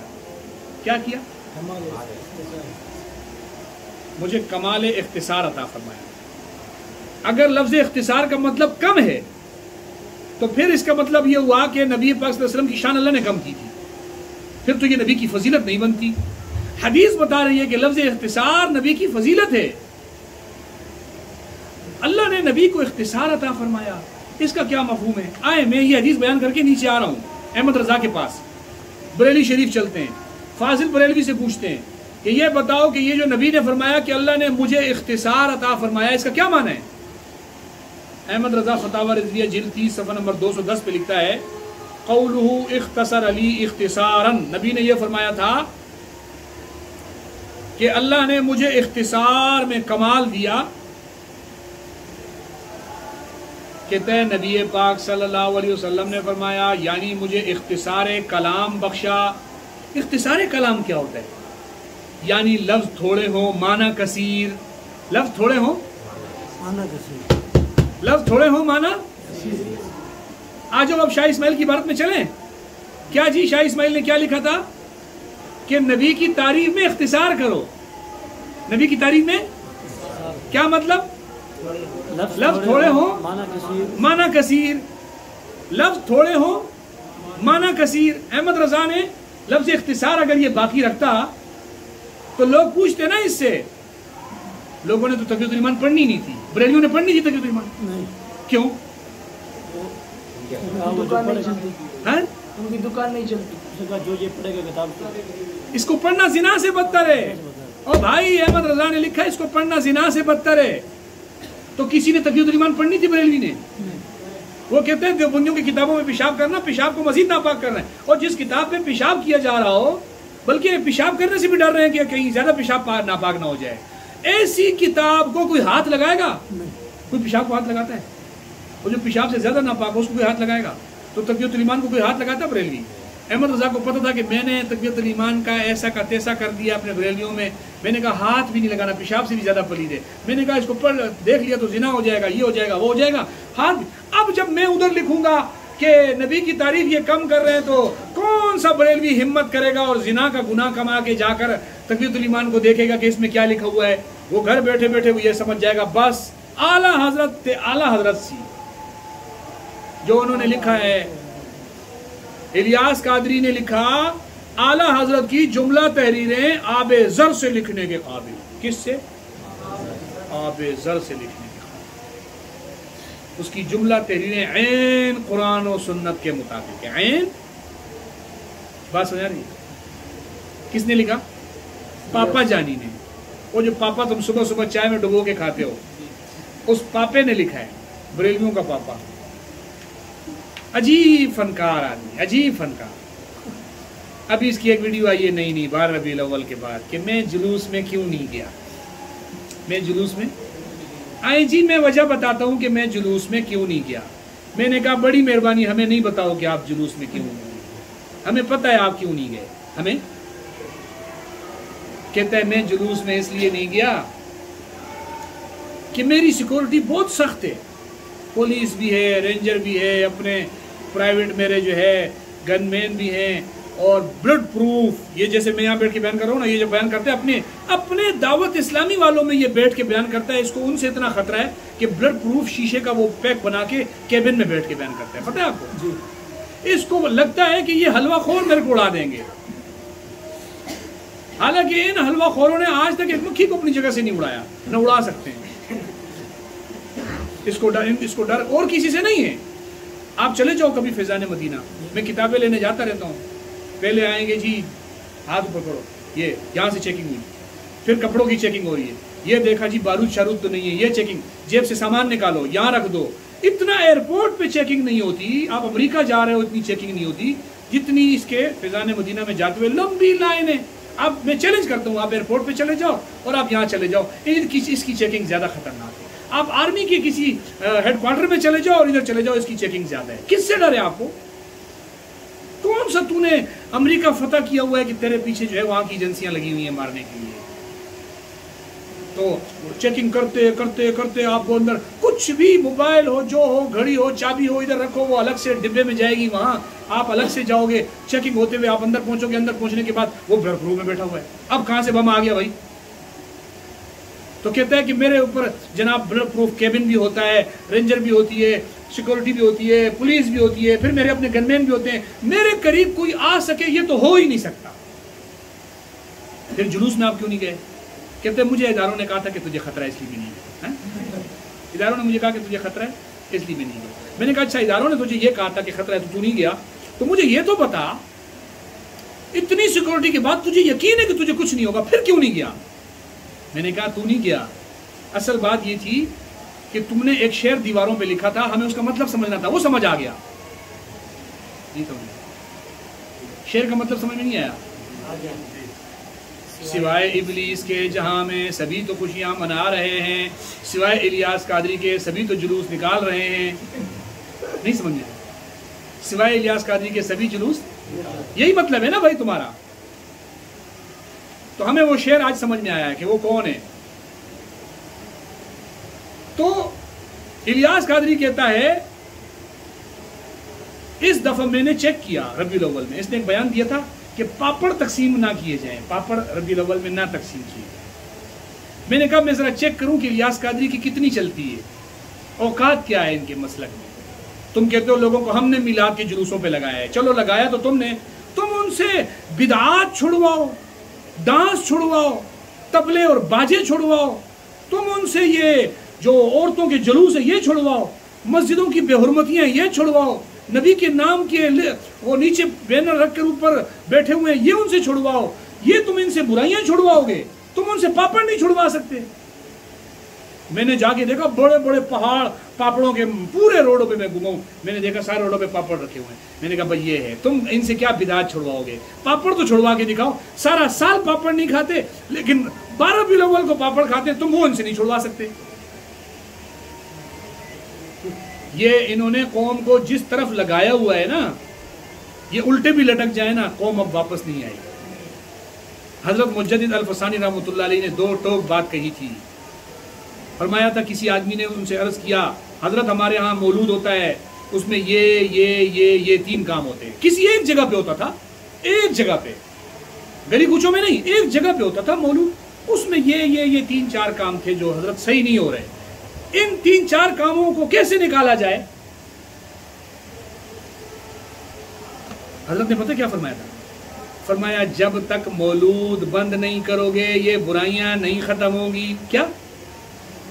ایک جگہ پہ اور وہ جس جگہ پہ ہو رہا تھا وہ جگہ والے خود حضرت سے پوچھ رہے ہیں کہ یہ مولود سے یہ کیسے. حضرت نے کہا جب تک مولود بند نہیں کرو گے تب تک. انہوں نے کہا اگر ہم برائیاں نکال لیں, اور حضرت فرمایا نہیں ہوگا, مولود سے یہ نکال کر مولود نہیں ہو سکتا. 7ویں صدی ہجری میں کیا چل رہا ہے ابھی, مولانا گلاس پانی. 7ویں صدی ہجری میں المورد فی الکلام عن المولد کتاب لکھی علامہ تاج الدین فاقہانی المالکی رحمہ اللہ نے, میلاد کے رد میں. کس کے رد میں؟ 7ویں صدی ہجری میں. جس صدی میں اس کی بنیاد ڈالی گئی اسی صدی میں اس کا رد بھی لکھا گیا. حیران کن بات ہے نا. بریلیوں نے ایک کتاب لکھی ہے عید میلاد النبی اور دہشت گردی. عید میلاد النبی اور اس میں لکھے دہشت گرد نمبر 1, دہشت گرد نمبر 2. علامہ تاج الدین کو لکھے 7ویں صدی ہجری کا دہشت گرد. کیا 7ویں صدی ہجری کا بتاؤ. اوے دیوبندی ہو تم, اپنے اوپر روتے ہو کہ تمہیں یہ بولتے ہیں وہ بولتے ہیں. وہ 7ویں صدی کے بزرگوں کو نہیں چھوڑتے تو تم لوگ کیا چیز ہو. کیونکہ اس نے لکھ دیا کہ میلاد میں یہ خامی ہے, اس کو ختم کرو. انہوں نے کہا یہ دہشت گرد ہے. میں نے اس بندے کو فون کیا, میں نے کہا یہ تو نے کیا لکھا ہے؟ کہتے غلطی ہو گئی. کتاب لکھ دی, 20 سال ہو گئے کتاب چھپ رہی ہے, مارکیٹ میں بک رہی ہے, یہ چیز غلطی ہو گئی, دہشت گرد لکھ دی. غلطی نہیں ہوئی ہے, وہ تو اس کو پتہ نہیں تھا مجھے یہاں یہ تاج الدین ہے کون, وہ اس کو بھی دیوبندی سمجھ کے دہشت گرد لکھ کے چلا گیا. بات سمجھ آ رہی ہے؟ تو علامہ تاج الدین فاقہانی نے 7ویں صدی ہجری میں لکھا. علامہ تاج الدین فاقہانی کے رد میں شیخ جلال الدین سیوطی رحمۃ اللہ علیہ نے کتاب لکھی حسن المقصد فی عمل المولد. یہ میں آپ کو اس لیے بتا رہا ہوں کہ آپ نے پچھلی دفعہ مجھے کہا کہ مولد میں بات کرو, تو ایک بات آ گئی تو میں ادھر آ گیا ہوں. زیادہ ادھر نہیں آؤں گا, صرف ایک مقصد, تھوڑی سی مقصد کی بات کر رہا ہوں. علامہ جلال الدین سیوطی رحمہ اللہ, ان کے علم میں, ان کے تقوی میں, ان کی تصنیفات میں, ان کی مقبولیت میں کوئی شک نہیں, لیکن ان کی یہ حسن المقصد لکھنے سے جو بریلیوں کو غلط فائدہ ہوا ہے یہ ایک طرف ہے. حالانکہ انہوں نے یہ نہیں لکھا کہ بھنگڑے پاؤ ہوتے, دھمال پاؤ ہوتے, جلوس نکالو ہوتے, تبلے بجاؤ ہوتے. بھائی اس دفعہ جو میلاد میں ہوا ہے نا, میں ہر سال 12 ربیع الاول کے دنوں کو خوب فوکس کر کے دیکھتا ہوں کہ کیا ہو رہا ہے. توبہ توبہ, جو اس دفعہ ہوا ہے نا وہ اخیر ہوئی ہے یہ 2 سالوں میں. پچھلے سال اس سے بھی کم تھا, لیکن اس سال اس سے بھی زیادہ. راولپنڈی میں مسجد کے محراب کے باہر والے چبوترے پہ کھڑا ہو کر بندے ڈانس کر رہے ہیں اور گانے کے ڈی جے بج رہے ہیں. تو آپ اندازہ لگاؤ بات کہاں تک پہنچ چکی ہے.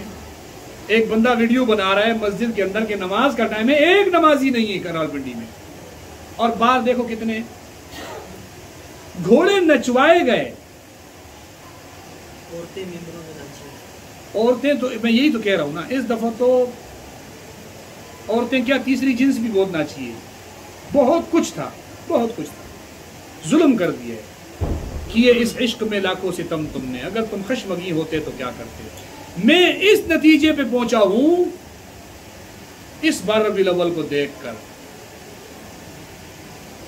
واہ حسرتا, افسوس, جتنی توہین نبی کی 12 ربیع الاول کو ہوتی ہے اتنی سارا سال کوئی نہیں کرتا. جی اس بار تو عبدالواحد قریشی نے درست نکالا. بولا نا ایک بات آپ کو بتاؤں, میں یہاں سے جا رہا تھا پچھلی دفعہ جب پڑھا کے گیا ہوں نا, تو کسی فیکٹری میں کوئی کیمیکل جل رہا تھا تو روڈ پہ مجھے بدبو آ رہی تھی. نہیں سمجھ میں آیا. مسجدوں میں بھی بدبو آ رہی تھی. انہوں نے جو بدعات کی بدبو پھیلائی ہے نا, یہ بدبو ہماری مسجدوں میں بھی آ رہی ہے. سمجھو اس کو, میرے اشارے کو سمجھو. کچھ لوگ ہمارے بیچارے سب کچھ ان کے پاس ہوتا ہے, علماء ہیں, سب کچھ اپنی جگہ پہ, ہمیں ان کی شہرت سے کوئی جلن نہیں ہے. اللہ ان کو ڈبل سے ٹرپل شہرت دے, ہمیں کیا ہے ان سے. بعض دفعہ لوگ یہ کہتے ہیں جی آپ ان کی شہرت سے جل رہے ہیں, لیکن اگر انہوں نے اپنی اداؤں پہ غور نہ کیا نا تو بریلوی ایک ایسے زمانے پہ پہنچ چکے ہیں کہ اتنی بڑی بڑی کتابیں لکھی ہیں انہوں نے موجودہ مروج میلاد کے خلاف، لیکن میلاد ان کے ہاتھوں سے نکل چکا ہے. ایسا نہ ہو کہ کل تمہارے بھی ہاتھوں میں یہ آ گیا تو ایسا ہو جائے کہ تمہارے ہاتھوں سے بھی نکل جائے. ایسا نہ ہو. ان کو تو وضاحتی بیان ہے. عذر گناہ بدتر از گناہ. عذر گناہ بدتر از گناہ. وضاحت کیا ہوتی ہے؟ میں نے آپ کو کہا کہ آپ نے کیوں کیا، اس نے کہا کہ یہ میں نے نہیں کیا، مجھ سے پہلے لوگوں نے بھی کیا ہے. تو یہ وضاحت تو نہیں ہے، یہ تو عذر ہے. عذر گناہ بدتر از گناہ. پھر کیا ہے؟ کیا ہے؟ 12 ربیع الاول کو کیا ہوتا ہے؟ 100 سال سے چلتا ہوا ہے. کیا چل رہا ہے 100 سال سے؟ 12 ربیع الاول کو 100 سال سے کیا چل رہا ہے؟ یہ جو ان کا پروگرام جلوس. تو اگر یہ 100 سال سے بریلوی نکالے بدعت ہے اور آپ نکالے تو مولانا اس کو سمجھو. اگر بالفرض کسی زمانے میں کوئی کسی حد تک اس کی ضرورت تھی بھی نا، اب یہ سراسر نقصان ہوتا جا رہا ہے. انڈیا میں بھی نکلیں، آپ کے جھنڈوں والوں نے اٹھا کے وہاں پہ نکالیں. بات یہ نہیں ہے، اپنوں سے گلا یہ نہیں ہے کہ تم لوگ بدعتی ہو گئے ہو. اپنوں سے گلا یہ ہے کہ تشبہ بالبدعات تمہیں کہیں بدعات میں نہ لے جائے. تم یہ کہو کہ اگر ہم نہیں کریں گے تو وہ کر لیں گے. حضرت گنگوئی صاحب رحمہ اللہ سے کسی نے یہی پوچھا تھا کہ حضرت اگر ہم ایسا نہ کریں تو پھر دشمن یوں کر لے گا. تو حضرت نے فرمایا پھر کل ہولی دیوالی آئے گی، وہ بھی تو پھر ہندو کرتے ہیں. کل کہو گے ہم یہ بھی نہ کریں تو ہندو کر لیں گے. یہ کوئی بات ہے کرنے والی؟ اصول فقہ کا ایک قاعدہ ہے، پڑھا ہے آپ لوگوں نے، کل ما یؤدی الی المحظور فہو محظور. جو چیز آپ کو گناہ کی طرف لے کے جائے، یہ اصول ہے. ایک جگہ لکھا ہے کل ما یؤدی الی الحرام فہو حرام. کل ما یؤدی. اور بعض نے تو لکھا ہے کہ اگر مستحب امر وہ گناہ کا مفضی ہو جائے تو اس مستحب کو چھوڑنا ضروری ہے. وہ مستحب تو واجب نہیں ہے، اس کو چھوڑنا واجب ہو جاتا ہے. آپ کیا کہتے ہو؟ مباح ہے. بریلوی تو کہتے ہیں کہ میلاد کا جلوس مباح ہے. مباح کہتے ہیں. احمد رضا نے ہر جگہ مباح ہی لکھا ہے، مستحب تو ابھی شروع ہو گیا ہے. مباح ہے. میں پہلے مباح پہ تو بات کروں. مباح کو احمد رضا نے لکھا جس کے کرنے پہ ثواب نہیں، نہ کرنے پہ. تو آپ جو باہر نکل رہے ہو یہ اس کا ثواب ملتا ہے آپ کو؟ یہ 12 ربیع الاول کو آپ کا مقصد نبی کو ثواب پہنچانا ہے نا.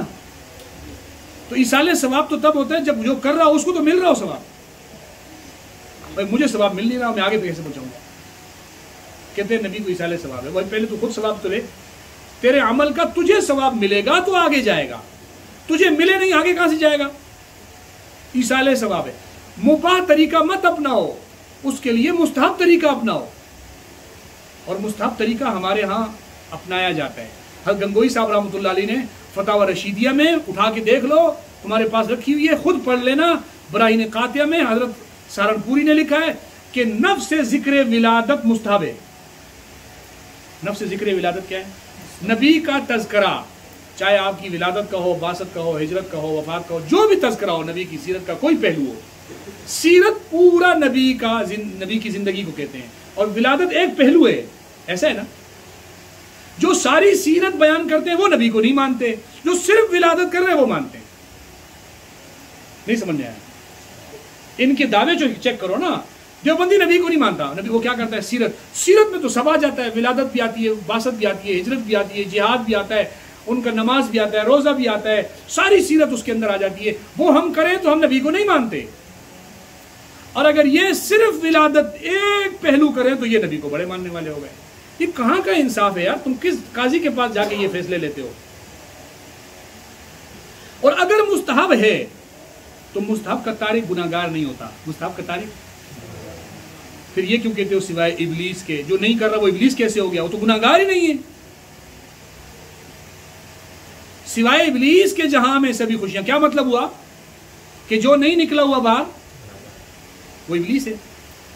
گناہ نہیں ہے تو ابلیس کیسے ہو گیا؟ اس شعر کا مطلب تو مجھے بتاؤ. سوائے ابلیس کے جہاں میں سبھی خوشیاں.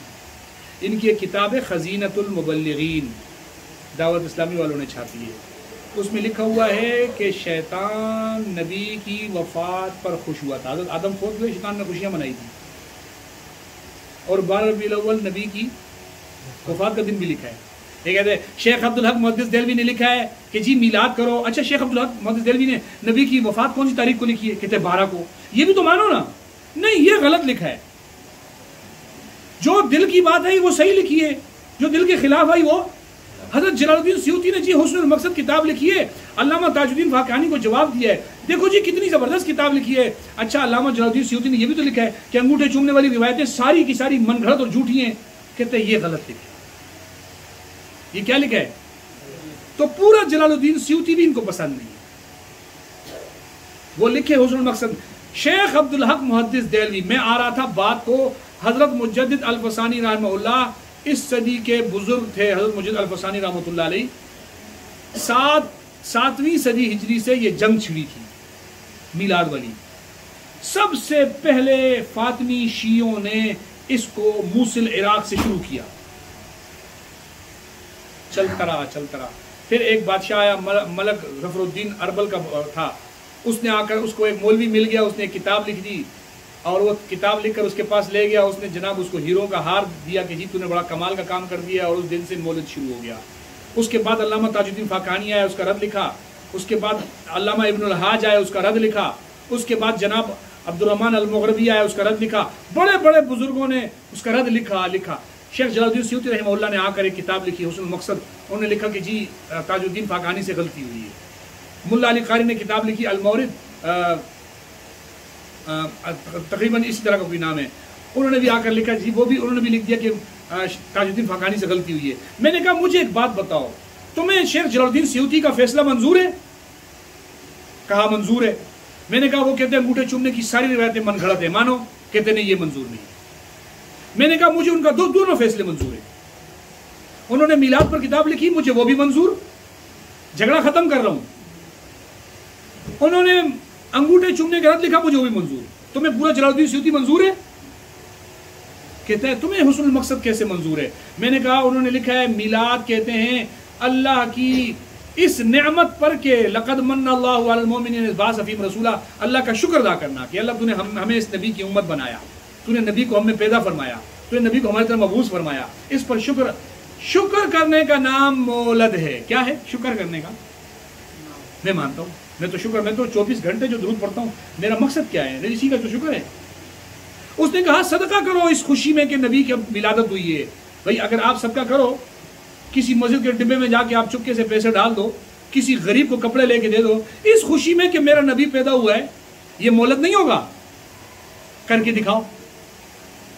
میں بزرگوں کو کہتا ہوں مولد مناؤ، آؤ بزرگوں کے طرز پہ، جو جلال الدین سیوطی نے لکھا ہے اور جو ملا علی قاری نے لکھا ہے. آؤ تم کتابیں نہیں چھاپو، وہ والا مولد بنا دو جو انہوں نے کیا ہے. ان کا مولد یہ تھا کہ شکر اللہ کی اس نعمت پر شکر ادا کرنا، صدقہ کرنا، خیرات کرنا، اللہ کے رستے میں تقسیم کرنا، بانٹنا، لہو و لعب سے بچ کر. آؤ یہ طور میں میلاد یہ والا کرتے ہیں. جاتے ہیں جس غریب کے گھر میں روشنی نہیں ہے وہاں چراغ جلاتے ہیں. چراغاں کرتے ہو نا، چراغاں کی جگہ بتا رہا ہوں کہاں کرنا ہے. قبرستان میں چراغاں کرنے سے کیا فائدہ؟ میتوں نے کون سا اٹھ کر وہاں پر صبح ڈائجسٹ پڑھنی ہے کہ ان کو تم چراغاں کر کے دے رہے ہو. چراغاں کی جس جہاں ضرورت تھی، جس زندوں کے گھروں میں اندھیرا ہے، اور تم جا کے قبرستان میں روشنیاں کر رہے ہو، جن کو اپنے نیک اعمال کی وجہ سے اللہ نے ایسی روشنی دی ہوگی کہ تمہارے روشنیوں کی کوئی ضرورت ہی نہیں ہے. یہ والا میلاد کرو نا جو ملا علی قاری نے. اچھا ملا علی قاری نے مولود پہ کتاب لکھی ہے، آپ کو منظور ہے؟ کہتے ہیں ہاں منظور ہے. میں نے کہا ملا علی قاری نے تو اسی کتاب میں لکھا ہے کہ نبی پاک صلی اللہ علیہ وسلم کے والدین مسلمان نہیں تھے. مانتے ہو؟ کہتے نہیں یہ نہیں مانتے، یہ ملا علی قاری نے غلطی کی ہے. میں نے کہا پھر آدھا ملا علی قاری مانا نا تم نے، پورا ملا علی قاری تم نے بھی نہیں مانا، پورا مانو نا. جتنی کتابیں چھاپتے ہیں بزرگوں کی، میں چیلنج کہہ رہا ہوں مجھے کسی ایک کتاب میں دکھا دو کہ 12 ربیع الاول کو جو آج جس طرح جلوس نکالے جا رہے ہیں، اس طرح کا جلوس نکالنا یہ مولد ہے. جس طرح یہ روٹی اور کھانے پینے کی چیزوں کی توہین ہو رہی ہے یہ مولد ہے. جس طرح عورتوں کو بغیر پردوں کے جناب آدھے نیم برہنہ بنا کے سڑکوں پہ نکال کے نچوایا جا رہا ہے یہ مولد ہے. جس طریقے سے آلات اللہ و لعب اور جناب دو بجا کے مزامیر کے ساتھ سڑکوں پہ آیا جا رہا ہے یہ مولد ہے. مجھے کسی ایک بزرگ سے دکھا دو، کمزور سے کمزور بزرگ کی مجھے کوئی دکھا دو کہ اس نے یہ مولد لکھا ہو، میں تمہارے ساتھ نکل کر یہ کام کرنے کو تیار ہوں. اور میں اور آپ میلاد کے منکر ہیں. کون؟ میں اور آپ کون ہیں؟ ان کے کاغذوں میں ہم کیا ہیں؟ ہم میلاد کے منکر ہیں. کیا بھائی ہم کیا نہیں کرتے؟ درود نہیں پڑھتے؟ وہ تو پڑھتے ہو. ہم قرآن نہیں پڑھتے؟ پڑھتے ہو. نبی کو اصالہ ثواب نہیں کرتے؟ کرتے ہیں. خیرات نہیں کرتے؟ کرتے ہیں. تو ہم کون سا والا میلاد نہیں کرتے کہ ہم میلاد کو نہیں مانتے؟ کہتے ہیں جو ہم کرتے ہیں وہ والا تم نہیں کرتے ہو، اس لیے تم میلاد کو، کون سا والا میلاد ہم نہیں مانتے؟ ہم وہ والا میلاد نہیں مانتے جو انہوں نے بنایا ہوا ہے. ورنہ وہ والا میلاد جو بزرگوں نے لکھا ہوا ہے وہ ہمارے سارے بڑے کرتے تھے. شیخ عبدالحق محدث دہلوی رحمۃ اللہ علیہ اور حضرت مجد الفسانی ایک زمانے کے، ایک وقت کے، دونوں ہم عصر علماء ہیں. ہندوستان کی اگلی 1000 صدی کا، بلکہ اسلام کی اگلی 1000 صدی میں یہ دو شخصیتیں کمال کی ہیں. ان میں شیخ عبدالحق بہت نیچے کے درجے کے ہیں، حضرت مجد الفسانی بہت اوپر کے درجے کے بزرگ تھے، لیکن دونوں ہم عصر تھے. ہم دونوں کی عزت اور قدر کرتے ہیں. شیخ عبدالحق محدث دہلوی نے ما ثبت بالسنہ کتاب لکھی ہے. اٹھاؤ ما ثبت بالسنہ. تم جس سے اٹھا کے مولد ثابت کر رہے ہوتے ہو، شیخ عبدالحق نے جہاں مولد کا عنوان ختم ہوا ہے نا، وہاں پر جا کر لکھا ہے کہ علامہ ابن الحاج نے المدخل میں جو کچھ لکھا ہے وہ یہ لکھا ہے کہ بدعات کا رد جو ہے وہ میلاد میں جو بدعات ہو رہی ان کا رد ضروری ہے. اپنا موضوع جا کے ختم کہاں کیے؟ المدخل کے قول کے اوپر. اور المدخل میں کیا لکھا ہوا ہے پتہ ہے آپ کو؟ ابن الحاج المالکی نے کیا لکھا ہے؟ انہوں نے لکھا ہے کہ میلاد میں یہ برائیاں ہیں، یہ برائیاں ہیں، یہ برائیاں ہیں، یہ برائیاں ہیں، یہ برائیاں ہیں، نہیں کرو. پھر آگے چل کے لکھا ہے کہ اگر یہ ساری برائیاں نکال کر بھی میلاد کیا جائے تب بھی میلاد کو بند کر دو، کیونکہ یہ برائیوں کا خاتمہ نہیں ہو سکتا. یہ شیخ عبدالحق نے آ کر فیصلہ کیا. جہاں عنوان ختم ہوا وہیں پہ حضرت مجد الفسانی رحمۃ اللہ علیہ نے بھی فیصلہ کر دیا جب تک بند نہیں ہوگا برائیاں ختم نہیں ہوں گی. جب 4 برائیاں تھیں تو اس کے بغیر خاتمے کے وہ ختم نہیں ہو سکتی تھی، تو آج تو ہزاروں برائیاں آ گئی. آج کیسے ختم ہوگا؟ بات سمجھ آ گئی؟ تو پورا مانو بزرگوں کو. آدھا بزرگ، آدھے بزرگ تم لے لو، آدھے کسی اور کے حصے میں رکھ لو. ایسا نہیں. میٹھا ہب کڑوا تھو. ایک وہ ان کا خادم حسین رضوی جب زندہ تھا ایک تقریر کر رہا ہے، کہتے ہیں یہ لوگ کہتے ہیں تم لوگ میلاد کو نہیں مانتے. کہاں سے ثابت ہے میلاد؟ کہتے ہیں میں بتاؤں میلاد کہاں سے ثابت ہے. یہ جو صحابہ نے تلوار اٹھائی تھی اور جناب بدر میں اتر گئے اور کہے گئے آ گئے نبی، یہ احد میں اتر گئے اور کہے آ گئے نبی، یہ فارس میں گئے اور کہا آ گئے نبی، روم گئے اور کہا آ گئے نبی، یہ میلاد نہیں تھا؟ میں نے کہا کیا بات ہے آپ کی ماشاءاللہ. حضرت ابوبکر تلوار اٹھا کے میلاد منائے، تو چمچ اٹھا کے میلاد منا. حضرت عمر تلوار اٹھا کے میلاد منائے، تو کاسے اٹھا کے میلاد منا. حضرت عثمان جو ہے وہ تلوار اٹھا کے میلاد منائے اور جناب میدان جنگ میں جائیں اور تو حلوے کی پتیلوں میں اتر رہے. یہ کون سا میلاد ہے یار؟ یہ دنیا ساری ادھر چلتی، تم ادھر جا رہے ہوتے. میلاد نبی سے بھی ثابت ہے. اچھا کہاں پر ہے؟ نبی نے پیر کے دن روزہ رکھا. ایک آدمی نے پوچھا ایک صحابی نے، یا رسول اللہ آپ روزہ کیوں رکھ رہے ہیں؟ فرمایا اس دن میں پیدا ہوا تھا. دیکھو نا نبی کا میلاد ثابت ہو گیا نہیں ہو گیا؟ میں نے کہا نبی نے تو رمضان میں بھی روزہ رکھا ہے. نہیں رکھا. بھائی آپ میں سے کون کہہ رہے ہیں نبی نے رمضان میں روزہ نہیں رکھا؟ رکھا ہے نا. پھر کیا کریں؟ بریانی کی دیگیں منگوائیں رمضان میں، بعد جلوس نکالیں؟ بھائی روزے کا مطلب بریانی ہے. نبی نے روزہ رکھا تو ہم نہیں رکھیں گے، یہ نبی کا میلاد ہے. نبی روزہ رکھ کے گھر بیٹھے رہے ہوں گے نا، یا مسجد میں ہوں گے نا، ہم باہر نکلیں گے شور مچائیں گے. یہ الٹے کیوں چلتے ہو یار؟ ثابت کرتے ہو نبی کا روزہ اور کام میں لا رہے ہو کیا؟ باہر کے بھنگڑے. یہ سارا نظام ہی الٹا ہے. بزرگوں سے ثابت کچھ اور کر رہے ہوتے ہیں، تو وہ بھی کیا ثابت کر رہا ہے؟ بولتے ہیں جی نبی کا میلاد صحابہ نے منایا ہے نا. کیا منایا ہے؟ صحابہ جہاد میں جو ہے زندگیاں گزار دی صحابہ نے، تو یہ نبی کا میلاد ہی تو تھا. میں نے کہا اچھا پھر اس کا مطلب ہو گیا کہ فلسطین کے اور افغانستان کے اور کشمیر کے مجاہدین تو سب سے بڑے میلادی ہیں. پھر سب سے بڑا میلاد تو شام کے مسلمان منا رہے ہیں. پھر تم کہاں سے آ گئے؟ یہ والا میلاد کبھی تم بھی منا کے دکھاؤ نا. اٹھاؤ تلوار، اٹھاؤ نا تلوار، بندوق اٹھاؤ. دشمن کا تمہیں پتہ نہیں ہے اسلام کے دشمن کہاں کہاں رہتے ہیں، کون کون ہیں؟ اٹھاؤ یہ والا میلاد مناؤ. میں مانتا ہوں تم کتنے بڑے میلاد کو مانتے ہو. میلاد اگر یہ نام ہے تو پھر یہی والا میلاد منا کر تو آج افغانستان میں امارت اسلامیہ ہے. یہی والا میلاد منا کر یہ والا میلاد تم بھی مناؤ تاکہ ایک امارت اسلامیہ تم بھی بناؤ. لیکن تمہارا مقصد میلاد منانا نہیں ہے. تمہارا مقصد ہے لوگوں کو خواہ مخواہ شش و پنج میں ڈالنا. کس میں ڈالنا؟ پریشان کر کے رکھنا. بزرگوں سے کوئی جہاد ثابت ہے؟ ہاں نا، احمد رضا خان سے نہیں ثابت کیا تھا جو جال پنجوں کی تصویر الٹی لگاتا تھا؟ حضرت مولانا ضیاء الرحمن فاروقی صاحب رحمہ اللہ فرمایا کرتے تھے کہ بریلوی شش و پنج میں ہیں. کس میں؟ شش و پنج.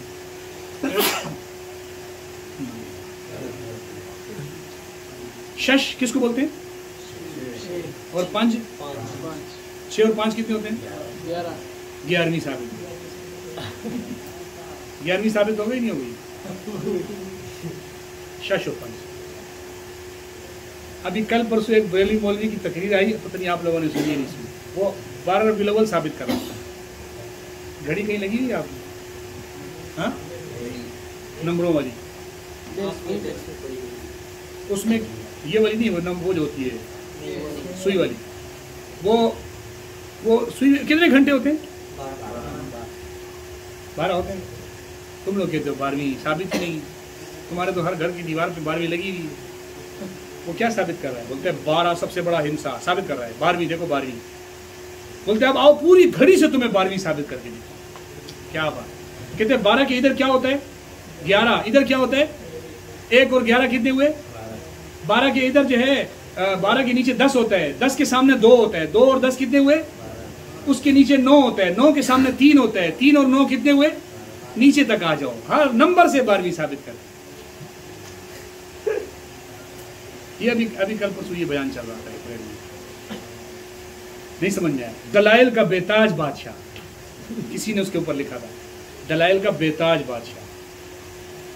تو بریلوی اسی طرح میلاد 11ویں 12ویں تمہارے گھروں سے ثابت کریں گے. تمہارے گھروں میں گھڑی لگی ہوتی ہے نا، تو وہ کہہ سکتے ہیں کہ آج ہم نے دیوبندیوں کے گھر سے ثابت کر دی 12ویں، کیونکہ گھڑی تو تمہارے گھر پہ تمہاری مسجد پہ لگی ہوتی ہے، تو ثابت ہو گیا. ایک بریلوی کو کسی نے کہا کہ جی 11ویں ثابت کرو.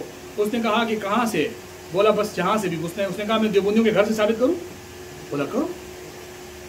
اس نے کہا چلو آؤ میدان میں، آج میں دیوبندیوں کے گھر سے ثابت کرتا ہوں 11ویں شریف. کیسے؟ کہا دیوبندی چارپائی پہ سوتے ہیں، چارپائی استعمال کرتے ہیں؟ بولا ہاں. بولا اس کے پائے کتنے ہوتے ہیں؟ جلدی بتاؤ. اور سائڈوں کی جو لکڑیاں ہوتی ہیں وہ کتنی ہوتی ہیں؟ 4 اور 4 کتنے ہوئے؟ بان، ایک بان جسے بنتے ہیں وہ کتنا ہوا؟ 9. ایک وہ پاؤں کی طرف پانچنی، کتنے ہو گئے؟ 10. ارے یار یہ 10 ہو گئے. اس نے کہا ابے 10 ہوئے یہ تو کہتا ہے 11ویں ثابت کروں گا. کہتے ہیں ابھی دیوبندی آئے گا اس کے اوپر سوئے گا نا، 11واں وہ ہو گیا، ہو گئی نا 11ویں ثابت. بات سمجھ آ رہی ہے؟ کہتے ہیں ابھی دیوبندی آ کے اس کے اوپر سوئے گا تو 11 ہو گئے نا، تم کہتے ہو 11ویں. لو میں نے دیوبندیوں کے گھر سے 11ویں ثابت کر دی. یہ ہم واقعات سنتے تھے، لیکن کل جب میں نے گھڑی والا واقعہ دیکھا نا، ویڈیو دیکھی، تو مجھے یقین ہو گیا کہ یہ کسی نے مذاق نہیں کیا، یہ سچ ہوگا. کسی زمانے میں یہ لطیفے کے طور پہ چلتا تھا، ہم نے نور سنت میں بھی چھاپا تھا، لیکن جب یہ والی چیزیں دیکھتے ہیں تو ہمیں یقین ہو جاتا ہے کہ یہ سارے ہیں ہی لطیفے، یہ سارے لطیفے ہیں. تو ان لوگوں کا یہ سب کچھ جو ہے وہ اسی انداز میں. اب بات آئی تھی، کہاں چلی تھی بات آپ لوگوں کو؟ وہ اپنا اسٹاپ معلوم ہے ہم نے کہاں اسٹاپ کیا تھا؟ اختصار کے لفظ پہ. اختصار کیا تھا؟ کہ لفظ کے کلام میں الفاظ تھوڑے ہوں اور مفہوم زیادہ ہو، الفاظ تھوڑے ہوں معنی کثیر ہو. احمد رضا کہتا ہے اس کو کہتے ہیں اختصار. جب یہ ہو گیا اختصار تو اب ترجمہ کیا ہوگا کہ نبی کی تعریف میں اختصار کرو.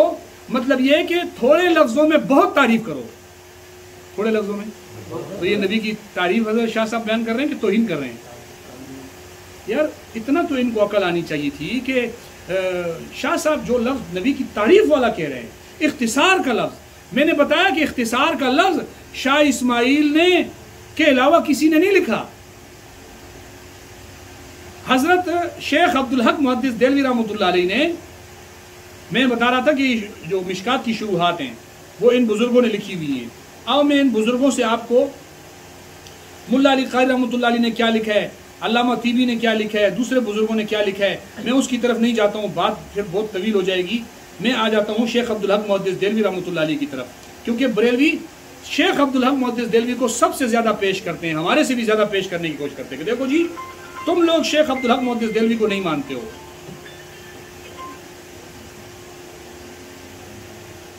شیخ عبدالحق محدث دہلوی رحمۃ اللہ علیہ اپنی کتاب مشکات کی شرح اشعۃ اللمعات جلد نمبر 4 صفحہ نمبر 102 پہ کیا لکھتے ہیں؟ گفت حضرت صلی اللہ علیہ وسلم قولوا قولکم او بعض قولکم، نبی نے یہ فرمایا، کیا اس کا ترجمہ کیا ہے فارسی میں؟ سنو، بگوید این سخن را یا ازیں ہم کم تر، کم کا لفظ ہے جی، کم تر، بھائی یہ اس میں تفضیل ہے، کم تر، کم نہیں، اس سے کم نہیں، اس سے کم تر، بہت زیادہ کم۔ یہ کون کر رہا ہے؟ شیخ عبدالحق ترجمہ کر رہے ہیں۔ قولوا قولکم او بعض قولکم، بگوید این سخن را، یہ جملہ کہا جائے، یا ازیں ہم کم تر، مبالغہ نہ کنیں۔ اب اس کا ترجمہ بعض قولکم کا کم تر، مجھے بتاؤ شاہ اسماعیل نے ترجمہ کیا تھا؟ نہیں، شیخ عبدالحق کر رہے ہیں ترجمہ۔ اٹھاؤ نا وہ اپنا تلوار تکفیر والی، اور ذرا ہمت کرو اور لوگوں کو دکھاؤ کہ تم شیخ عبدالحق کو بھی نعوذ باللہ گستاخ مانتے ہو۔ تمہاری 11ویں بند ہوتی ہے نہیں بند ہوتی؟ سمجھ میں آ رہی ہے بات؟ اب آ جاؤ جناب، اس اشعۃ اللمعات کا اردو ترجمہ جاؤ۔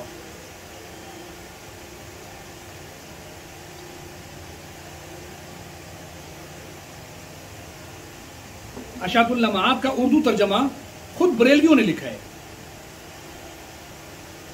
مولوی عبدالحکیم شرف قادری اور مولوی محمد خان قادری بریلوی، انہوں نے ترجمہ لکھا ہے۔ اور ترجمہ اردو میں کیا لکھتے ہیں؟ اب سنو، شیخ عبدالحق کی اس بات کا ترجمہ کر رہے ہیں، یہ کہو یا اس سے کم، یہ کہو یا قولوا قولکم او بعض قولکم، یہ کہو یا اس سے۔ اگر احمد رضا خان کو لفظ کم پہ اعتراض تھا تو اس کا فتویٰ ہم پر نہیں لگے گا، کس پر لگے گا؟ ان علماء پہ لگے گا جو بریلوی ہیں، یہ شیخ عبدالحق ہیں۔ اور لفظ کم اگر کوئی بندہ متن میں لے کر آ جاتا ہے وہ تو گستاخ نہیں ہے، شرع میں لے کر آ گیا تو گستاخ۔ متن میں لفظ کم موجود ہے حدیث میں تو گستاخی نہیں ہے، اور اگر شرع میں آ گیا تو یہ کون سی بات ہوئی یار؟ شرع میں بھی تو گستاخی، حالانکہ شرع میں بھی نہیں ہے، جیسے میں نے آپ کو بتایا شاہ اسماعیل شیخ رحمۃ اللہ علیہ نے شرع میں یہ جملہ لکھا ہی نہیں ہے۔ سمجھ میں آ رہی بات؟ کہتے ہیں اپنا چہرہ اگر تم کبھی دیکھتے تو پھر نہ کوئی تم کمی دیکھتے۔ وہ کہتا ہے کہ میلا میلا چاند نہیں ہے دھول جمی ہے آنکھوں میں، اس رومال کو کام میں لاؤ آنکھیں اپنی صاف کرو، میلا میلا چاند نہیں ہے دھول جمی ہے آنکھوں میں۔ علماء دیوبند کی عبارتوں میں گستاخی نہیں ہے، تمہاری آنکھوں میں دھول ہے۔ صحیح ہے بھائی؟ تو یہ عبارت تھی شاہ اسماعیل شیخ رحمۃ اللہ علیہ کی جو میں نے آپ کے سامنے بیان کی ہے۔ اس کے بعد ایک اور عبارت ہے، اس عبارت میں بہت کچھ میں نے چھوڑ بھی دیا ہے کیونکہ عنوان بہت لمبا ہو جاتا ہے، ایک ہی عبارت میں بہت سارا ٹائم لگ جاتا ہے۔ اس کے حوالے سے کوئی سوال ہے آپ حضرات کے تو پہلے پوچھ لو۔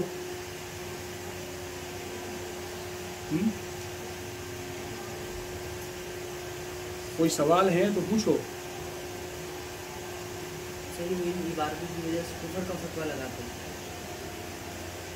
احمد رضا خان نے الکوکبۃ الشابیہ لکھی، سل السیوف الہندیہ لکھی، سبحان الصبوح لکھی، شاہ اسماعیل کے رد میں بہت کتابیں لکھی ہیں، اور ہر کتاب میں اس نے شاہ اسماعیل کو کئی لکھا کہ پنڈتوں سے زیادہ گالیاں دی، کئی لکھا جناب منہ بھر بھر کے، میں نے شروع میں آپ کو بیان کیا تھا، کئی لکھا ہے سری کفر ہے، یا اس پہ بھی لکھا ہوا ہے جیسے میں نے آپ کو پڑھ کے سنایا کہ کہا یہ سری کفر ہے، کھلا کفر ہے۔ اور آپ کو پتہ ہے جب کوئی شخص سری کفر کا ارتکاب کرتا ہے نا تو ایسا شخص کافر قطعی ہوتا ہے، کیونکہ وہ سری کفر کرتا ہے۔ اور اگر کوئی شخص سری کفر کا ارتکاب کرتا ہے تو اس کفر کو کفر کہنا بھی ضروری ہوتا ہے۔ صحیح کافر ہے نا، آپ کیسے اس کو کہیں گے کہ یہ کافر نہیں ہے؟ بات سمجھ آ رہی ہے آپ کو؟ ایک توجہ میری طرف کرو۔ لیکن احمد رضا خان نے مرنے سے پہلے جیسے میں نے آپ کو بتایا تھا ملفوظات اعلیٰ حضرت میں پوچھا گیا کہ شاہ اسماعیل کو کیسا سمجھنا چاہیے تو کیا کہتے ہیں؟ میرے نزدیک وہ یزید کی طرح ہے، ہم اس کو کافر نہیں کہتے، کوئی کافر کہے گا تو ہم منع نہیں کریں گے۔ تو احمد رضا خان نے اپنی زندگی میں شروع کے ابتدائی حصوں میں شاہ اسماعیل کی تکفیر کر کے ان کے خلاف لکھ کر اپنا خوب جو ہے بازار گرم کیے رکھا، اور پھر آخری عمر میں مرنے سے پہلے یہ کہا کہ ہم کافر نہیں ہیں۔ سمجھ آ رہی بات؟ تو یہ دو باتیں تھیں۔ اب جہاں لکھا نا ہم کافر نہیں کہتے، تو وہاں مصطفیٰ رضا خان نے نیچے حاشیہ لگایا ملفوظات میں، یہ میں نے ملفوظات پڑھی تھی۔ اس کے بیٹے مصطفیٰ رضا، احمد رضا کا بیٹا تھا مصطفیٰ رضا، اس نے نیچے حاشیہ لگایا۔ حاشیے میں لکھا کہ شاہ اسماعیل اور موجودہ دور کے دیوبندیوں میں یہ فرق ہے کہ شاہ اسماعیل کی عبارتوں میں تعویل کی گنجائش تھی، اس لیے ہم اس کو کافر کہنے میں تعامل کرتے ہیں۔ کس کی گنجائش تھی؟ حالانکہ پہلے کہہ رہا تھا کہ صریح کفر ہے، جیسے میں نے پڑھ کے بھی سنایا۔ تو صریح میں تعویل کہاں سے آتی ہے بھائی؟ صریح میں تعویل سنی نہیں جاتی۔ یہ کہتا ہے کہ ان میں تعویل کی گنجائش تھی۔ اب آ گئی بات کہ شاہ اسماعیل کی عبارت میں صریح کفر ہے یا کفر میں تعویل ہے، مؤول ہے، کیا ہے؟ یہ پہلے طے کریں بریلوی، یہ طے نہیں کر سکتے۔ اگر یہ صریح کفر ثابت کریں گے تو پھر صریح کافر کو احمد رضا کافر نہیں کہہ رہا، پھر احمد رضا کافر ہے۔ صریح کفر ہے تو پھر صریح کافر کو احمد رضا کافر نہ کہہ کر خود کافر۔ اور اگر کفر میں تعویل تھی تو پھر اس کا مطلب یہ ہوا کہ احمد رضا جو صریح کفر کہہ رہا تھا یہ جھوٹ بول رہا۔ نہیں سمجھے؟ اگر کفر میں تعویل تھی تو احمد رضا جو کہہ رہا تھا صریح کفر ہے یہ جھوٹ بول رہا تھا، تہمت باندھ رہا تھا، اس پر حد قذف لگنی چاہیے۔ سمجھ میں آ رہی بات؟ اگر صریح کفر نہیں تھا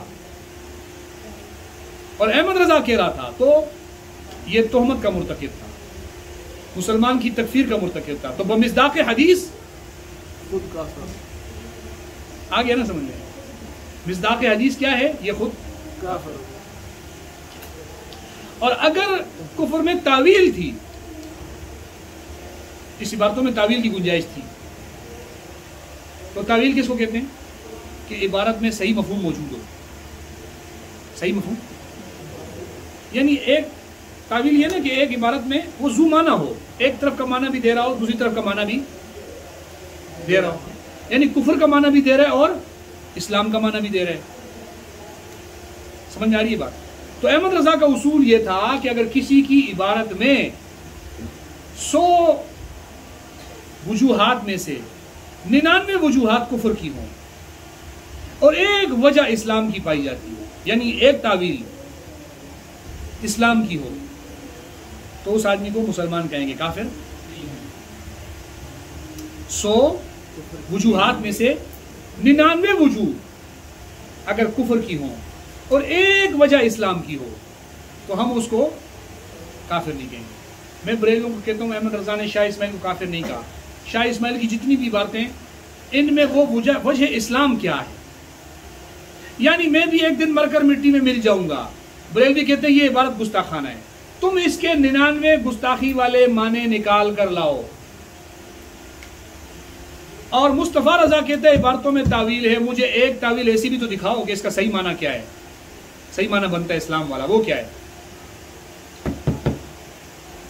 صحیح معنی بھی تو بتاؤ نا بھائی، صحیح معنی ہے اس کا مطلب اس کے اندر مصطفیٰ رضا کہہ رہے ہیں نا اس میں تعویل ہے، اس کا کیا مطلب ہے؟ اس میں صحیح والا معنی ہے، تو جب صحیح والا معنی ہے تو آپ کیوں نہیں لے رہے؟ صحیح والا معنی ہے آپ کیوں نہیں لے رہے؟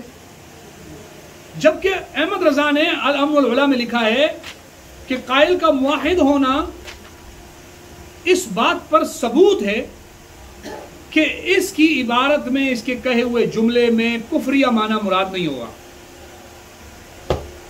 اگر بولنے والا موحد ہے، جیسے کہ آپ نے مختصر المعانی میں پڑھا ہے نا، انبت الربیع البقلا، موسم بہار نے پودے اگائے، موسم بہار میں سبزی اگائی، تو اصل پودے کون اگاتا ہے؟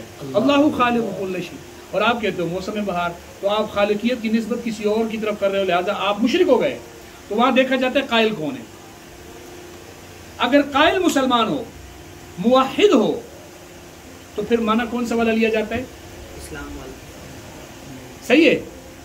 تو آپ مجھے یہ بتاؤ کہ شاہ اسماعیل شہید رحمۃ اللہ علیہ کی عبارت میں جبکہ وہ مسلمان تھے تو یہ بھی کہتے ہیں پہلے مسلمان تھے، کافر بعد میں ہوئے. سمجھ آ رہی ہے بات؟ بقول ان کے پہلے مسلمان ہی تھے. چلو پہلے مسلمان تھے تو ان کی عبارت میں اگر ایک لفظ کے دو معنی ہوں تو کون سا والا لینا چاہیے آپ کے اصول کے مطابق؟ صحیح والا نا. تم وہ کیوں نہیں لیتے ہو؟ وہ والا لے لو. توجیہ القول بما لا یرضی بی قائل. احمد رضا کہتا ہے کہ یہ اصول ہے کہ ایسی توجیہ کسی عبارت کی بیان کرنا جس پر اس کا قائل راضی نہ ہو یہ غلط ہے.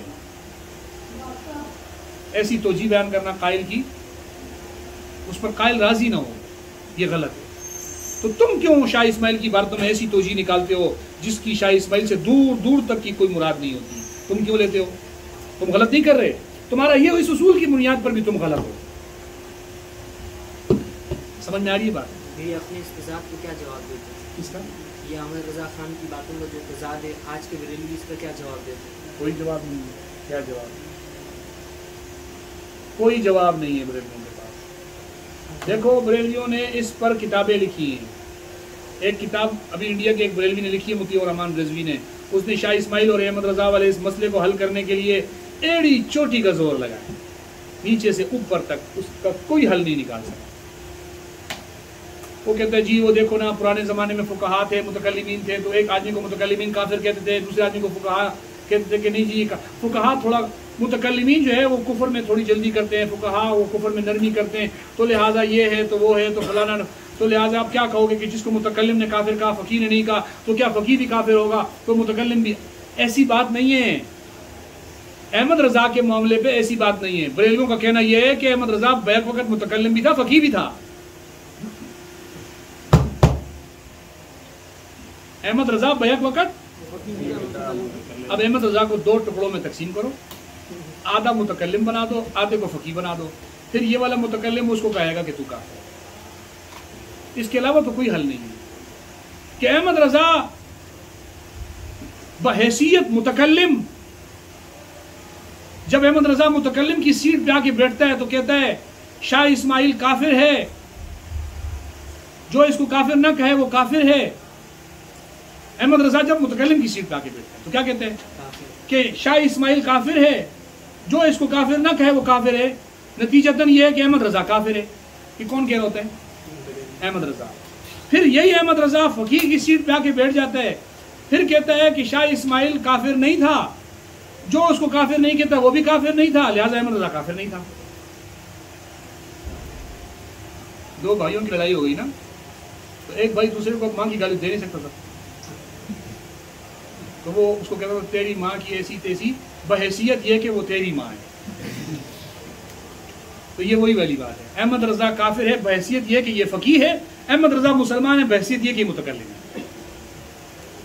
عجیب بات ہے یار، ان کی بات سمجھ نہیں آتی. فقہا و متکلمین کی بحث یہاں لانے کی کیا ضرورت؟ کیونکہ فقہا و متکلمین جب کسی کے بارے میں یہ کہہ دیتے ہیں کہ من شک فی کفرہ فقط کفر، یا کفر صریح کہہ دیتے ہیں، پھر اس میں فقیہ متکلم کی بحث ختم ہو جاتی ہے. یہ انہوں نے اپنی طرف سے بیچ میں ڈالا. تو اس کا ان کے پاس کوئی جواب نہیں ہے، بس لفاظی ہے، خانہ پوری ہے، اور بس لوگوں کو جو ہے الو بنانا ہے اور کچھ بھی نہیں ہے. پھنس گئے ہیں. خود بریلویوں میں سے بھی کئی بریلوی آج کل اس بات کو لے کے بیٹھے ہوئے ہیں. ہندوستان میں ایک بریلوی تھا، اس نے پہلے احمد رضا کی حد میں دفاع میں پوری کتاب لکھی تھی، احمد رضا پہ جو اعتراضات ہوتے تھے. آج کل وہ احمد رضا کے خلاف لکھتا ہے. اس نے دیکھ لیا کہ یار یہ تو اپنی زندگی میں نے فضول کی ضائع کی ہے، تو وہ اب احمد رضا. ابھی سکھر سے ایک بریلوی مولوی نے کتاب شائع کی ہے محرف کون. ان کے درمیان میں ایک اختلاف چل گیا. اختلاف یہ چلا کہ تنظیم اہل سنت کے جو ہے ان کے جو تنظیم اہل سنت ہے وفاق المدارس کی طرح، اس کا جو جنرل سیکرٹری ہے ناظم تعلیمات ریاض حسین شاہ، اس نے ایک جگہ پر تقریر کی اور تقریر میں کہا کہ یہ جو قرآن مجید میں آیت ہے نا وَرَفَعْنَاهُ مَكَانًا عَلِيًّا، کہ ہم نے ان کو اونچے مقام پہ رکھا، تو اس علی سے مراد حضرت علی ہے. سمجھ گئے؟ تو اس پر بریلیوں نے خوب اس کو لتاڑا، اس کے خلاف تقریریں شروع کر دی کہ یہ اس نے کیا کر دیا، قرآن میں تحریف کر دی ہے. تو اس نے ایک کتاب لکھی، اس کا نام، اس کے جواب میں جب ریاض حسین شاہ کے خلاف بریلویوں نے یہ بولا تو ریاض حسین شاہ کے جماعت کا بندہ ہے سکھر کا، اس نے ایک کتاب لکھی محرف کون. اس نے کہا اس طرح ترجمہ کرنے سے اگر کوئی محرف ہو جاتا ہے تو پھر یہ ترجمے تو احمد رضا نے بھی کی. اس نے پھر مثالیں اس کی لکھی ہیں، بہت ساری مثالیں لکھی ہیں. وہ کتاب مارکیٹ میں چھپ کر تو نہیں آئی لیکن نیٹ کے اوپر گردش کر رہی ہے، تو وہ آپ کو چاہیے ہو تو موبائل پہ مل جائے گی آپ کو. اس کے اندر اس نے احمد رضا کو خوب لتاڑا ہے. بولا احمد رضا نے دیکھو قرآن کی اس آیت میں تعریف کی، قرآن کی اس آیت کے ترجمے میں تعریف کی، اس جگہ تعریف کی، اس جگہ تعریف کی، مثالیں دی اس نے دبا کے. جو باتیں ہم 100 سال سے ان کو سمجھاتے تھے وہ باتیں آج ان کو سمجھ میں آ رہی ہیں. ہم کہتے تھے کہ احمد رضا نے جو قرآن کا ترجمہ لکھا ہے یہ ترجمہ قرآن نہیں ہے، تحریف قرآن ہے. اور یہ بات حقیقت ہے، وہ ترجمہ قرآن نہیں ہے، وہ کیا ہے؟ تحریف قرآن ہے. وہ قرآن کو اللہ کی زبان، اللہ کے نعوذ باللہ اللہ کے کلام میں بیان کرنا مقصود نہیں ہے. وہ قرآن کو اپنے عقائد، نظریات، اپنی 11ویں 12ویں تیجے 7ویں کے ثابت کرنے کے لیے ان لوگوں نے اس کے ترجمے کیے. یہی تو وجہ ہے کہ وہ الف لام میم ذالک الکتاب لا ریب فیہ ھدی للمتقین الذین یقیمون الصلاۃ ومما رزقناہم ینفقون. ومما رزقناہم ینفقون قرآن شروع ہو گیا ہے. اس نے ومما رزقناہم ینفقون سے لکھا ہے. نعیم الدین مراد آبادی نے کہ اس آیت سے 11ویں 12ویں تیجا 7 40واں سب ثابت ہو جاتے ہیں. تو یہ قرآن کا ترجمہ لکھا جا رہا تھا، تفسیر لکھی جا رہی تھی، یا اپنے کھانے کا دھندا اور اس کی فہرست اس کو قرآن سے ثابت کرنے کی کوشش کی جا رہی تھی. سمجھ میں آ رہی ہے آپ کو؟ تو یہ ان کا طرز ہے، یہ ان کا طریق ہے. اس طرز و طریق کو صراحتاً تحریف کہا جاتا ہے. سر جی جو پاپا جانی یہ عالم ہے، اس سے پوچھا گیا کہ تو عالم ہے تو اس نے کہا کہ میں کسی مدرسے کا فاضل نہیں ہوں. اس نے اپنا ایک تعارف ایک ویڈیو میں کیا ہے، وہ ویڈیو ضرور دیکھیں. کہتے ہیں میں کھاڑا در میں ایک مندر تھا، اس کے باہر اگربتیاں بیچتا تھا، جھاڑو اور اگربتیاں. یہ جھاڑو اور اگربتیاں بیچتا تھا.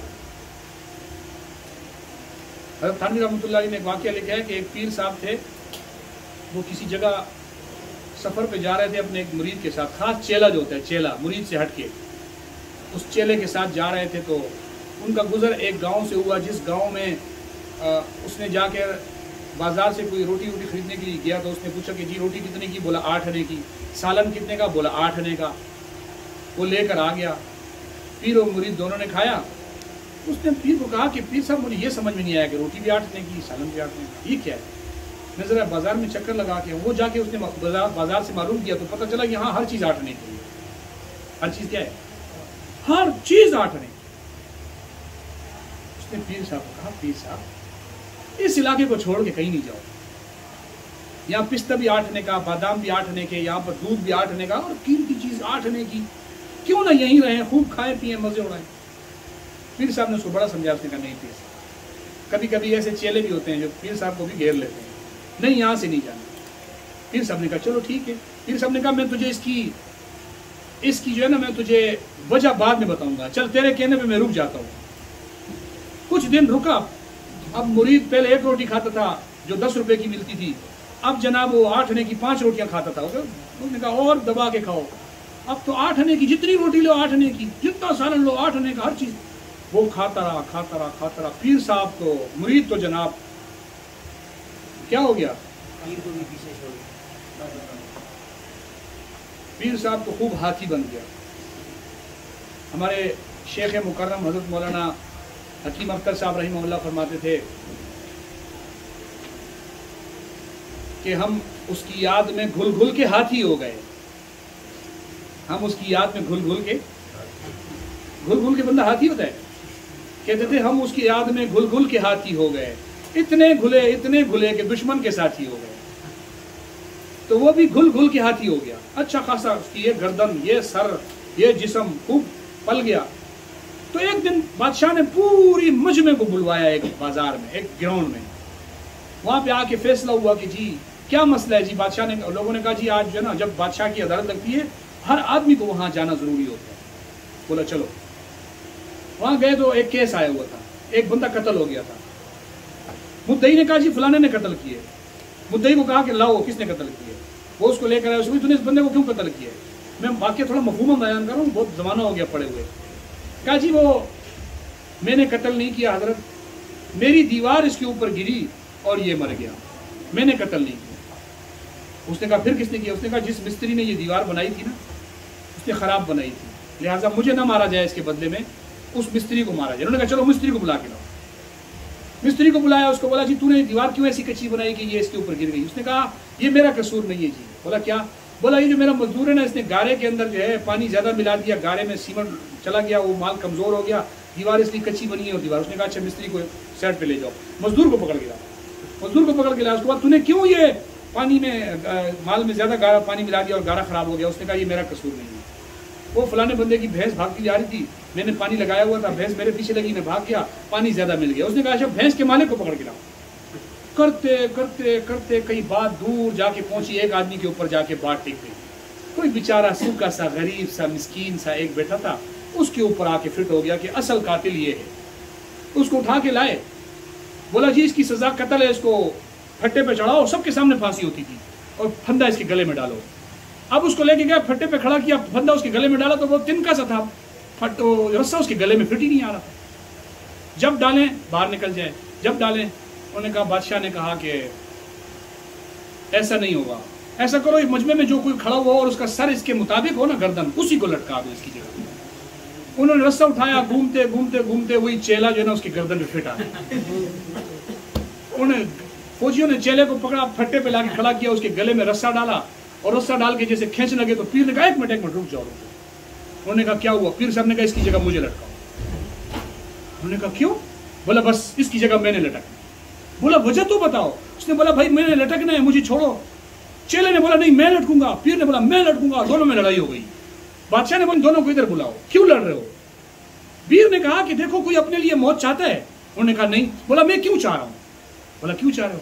بولا میں نے ابھی میرے سامنے واضح ہوا ہے کہ جو اس چھوٹے سے قصبے کی بادشاہت پہ تو اترا رہا ہے نا، جو بندہ اس ٹائم پہ پھانسی پہ لٹک گیا اس کو پوری دنیا کی بادشاہت ملے گی. بادشاہ نے کہا پاگلو دونوں کو ہٹاؤ، مجھے لٹکاؤ. میں خود یہ چاہتا ہوں میں پوری دنیا کا بادشاہ بن جاؤں. بادشاہ کے گلے میں رسی ڈال کے اس کو لٹکا دیا. پیر نے چیلے کا ہاتھ پکڑا، بولا بھاگ ادھر سے. تجھے کہا تھا جس جگہ ہر چیز 8 آنے کی ہو وہاں نہیں روکا جاتا. یہاں کھرا کھوٹا ایک قیمت پہ بکتا ہے. جس جگہ کھرے کھوٹے کی قیمت 1 ہو وہاں رہنا تو عذاب ہے. اگر آج یہ میں ہیلا اختیار نہ کرتا تو پکا پکا گیا تھا. بھاگ اس شہر سے، بھاگو نکل کے چلے. سمجھ میں آئی بات؟ تو ان کے ہاں بھی کھرے کھوٹے کی ایک ہی جو ہے بات سمجھا کہ یہ اتنے گھلے کہ گل گل کے ہاتھی ہو گئے. بریلوی گل گل کے کیا ہو گئے؟ سمجھ میں آ رہی ہے بات؟ کوئی سوال ہے؟ ٹائم کتنا ہو گیا؟ سر یہ ہمارے جو بندوں نے بھی جلوس وغیرہ شروع کر دی ہے. کیا شروع کریں؟ جلوس وغیرہ اکثر مثال یہ بریلوی لوگ ہمارے علاقے میں دیتے ہیں. یہ مولانا طاہر شاہ بخاری کے خاندان. ابھی میں نے تھوڑی دیر پہلے 1 گھنٹے اسی کے اوپر تقریر کی. آپ کہاں تھے؟ ابھی تھوڑی دیر پہلے میں نے اس پر تقریر کی ہے، گلا سکھا دیا.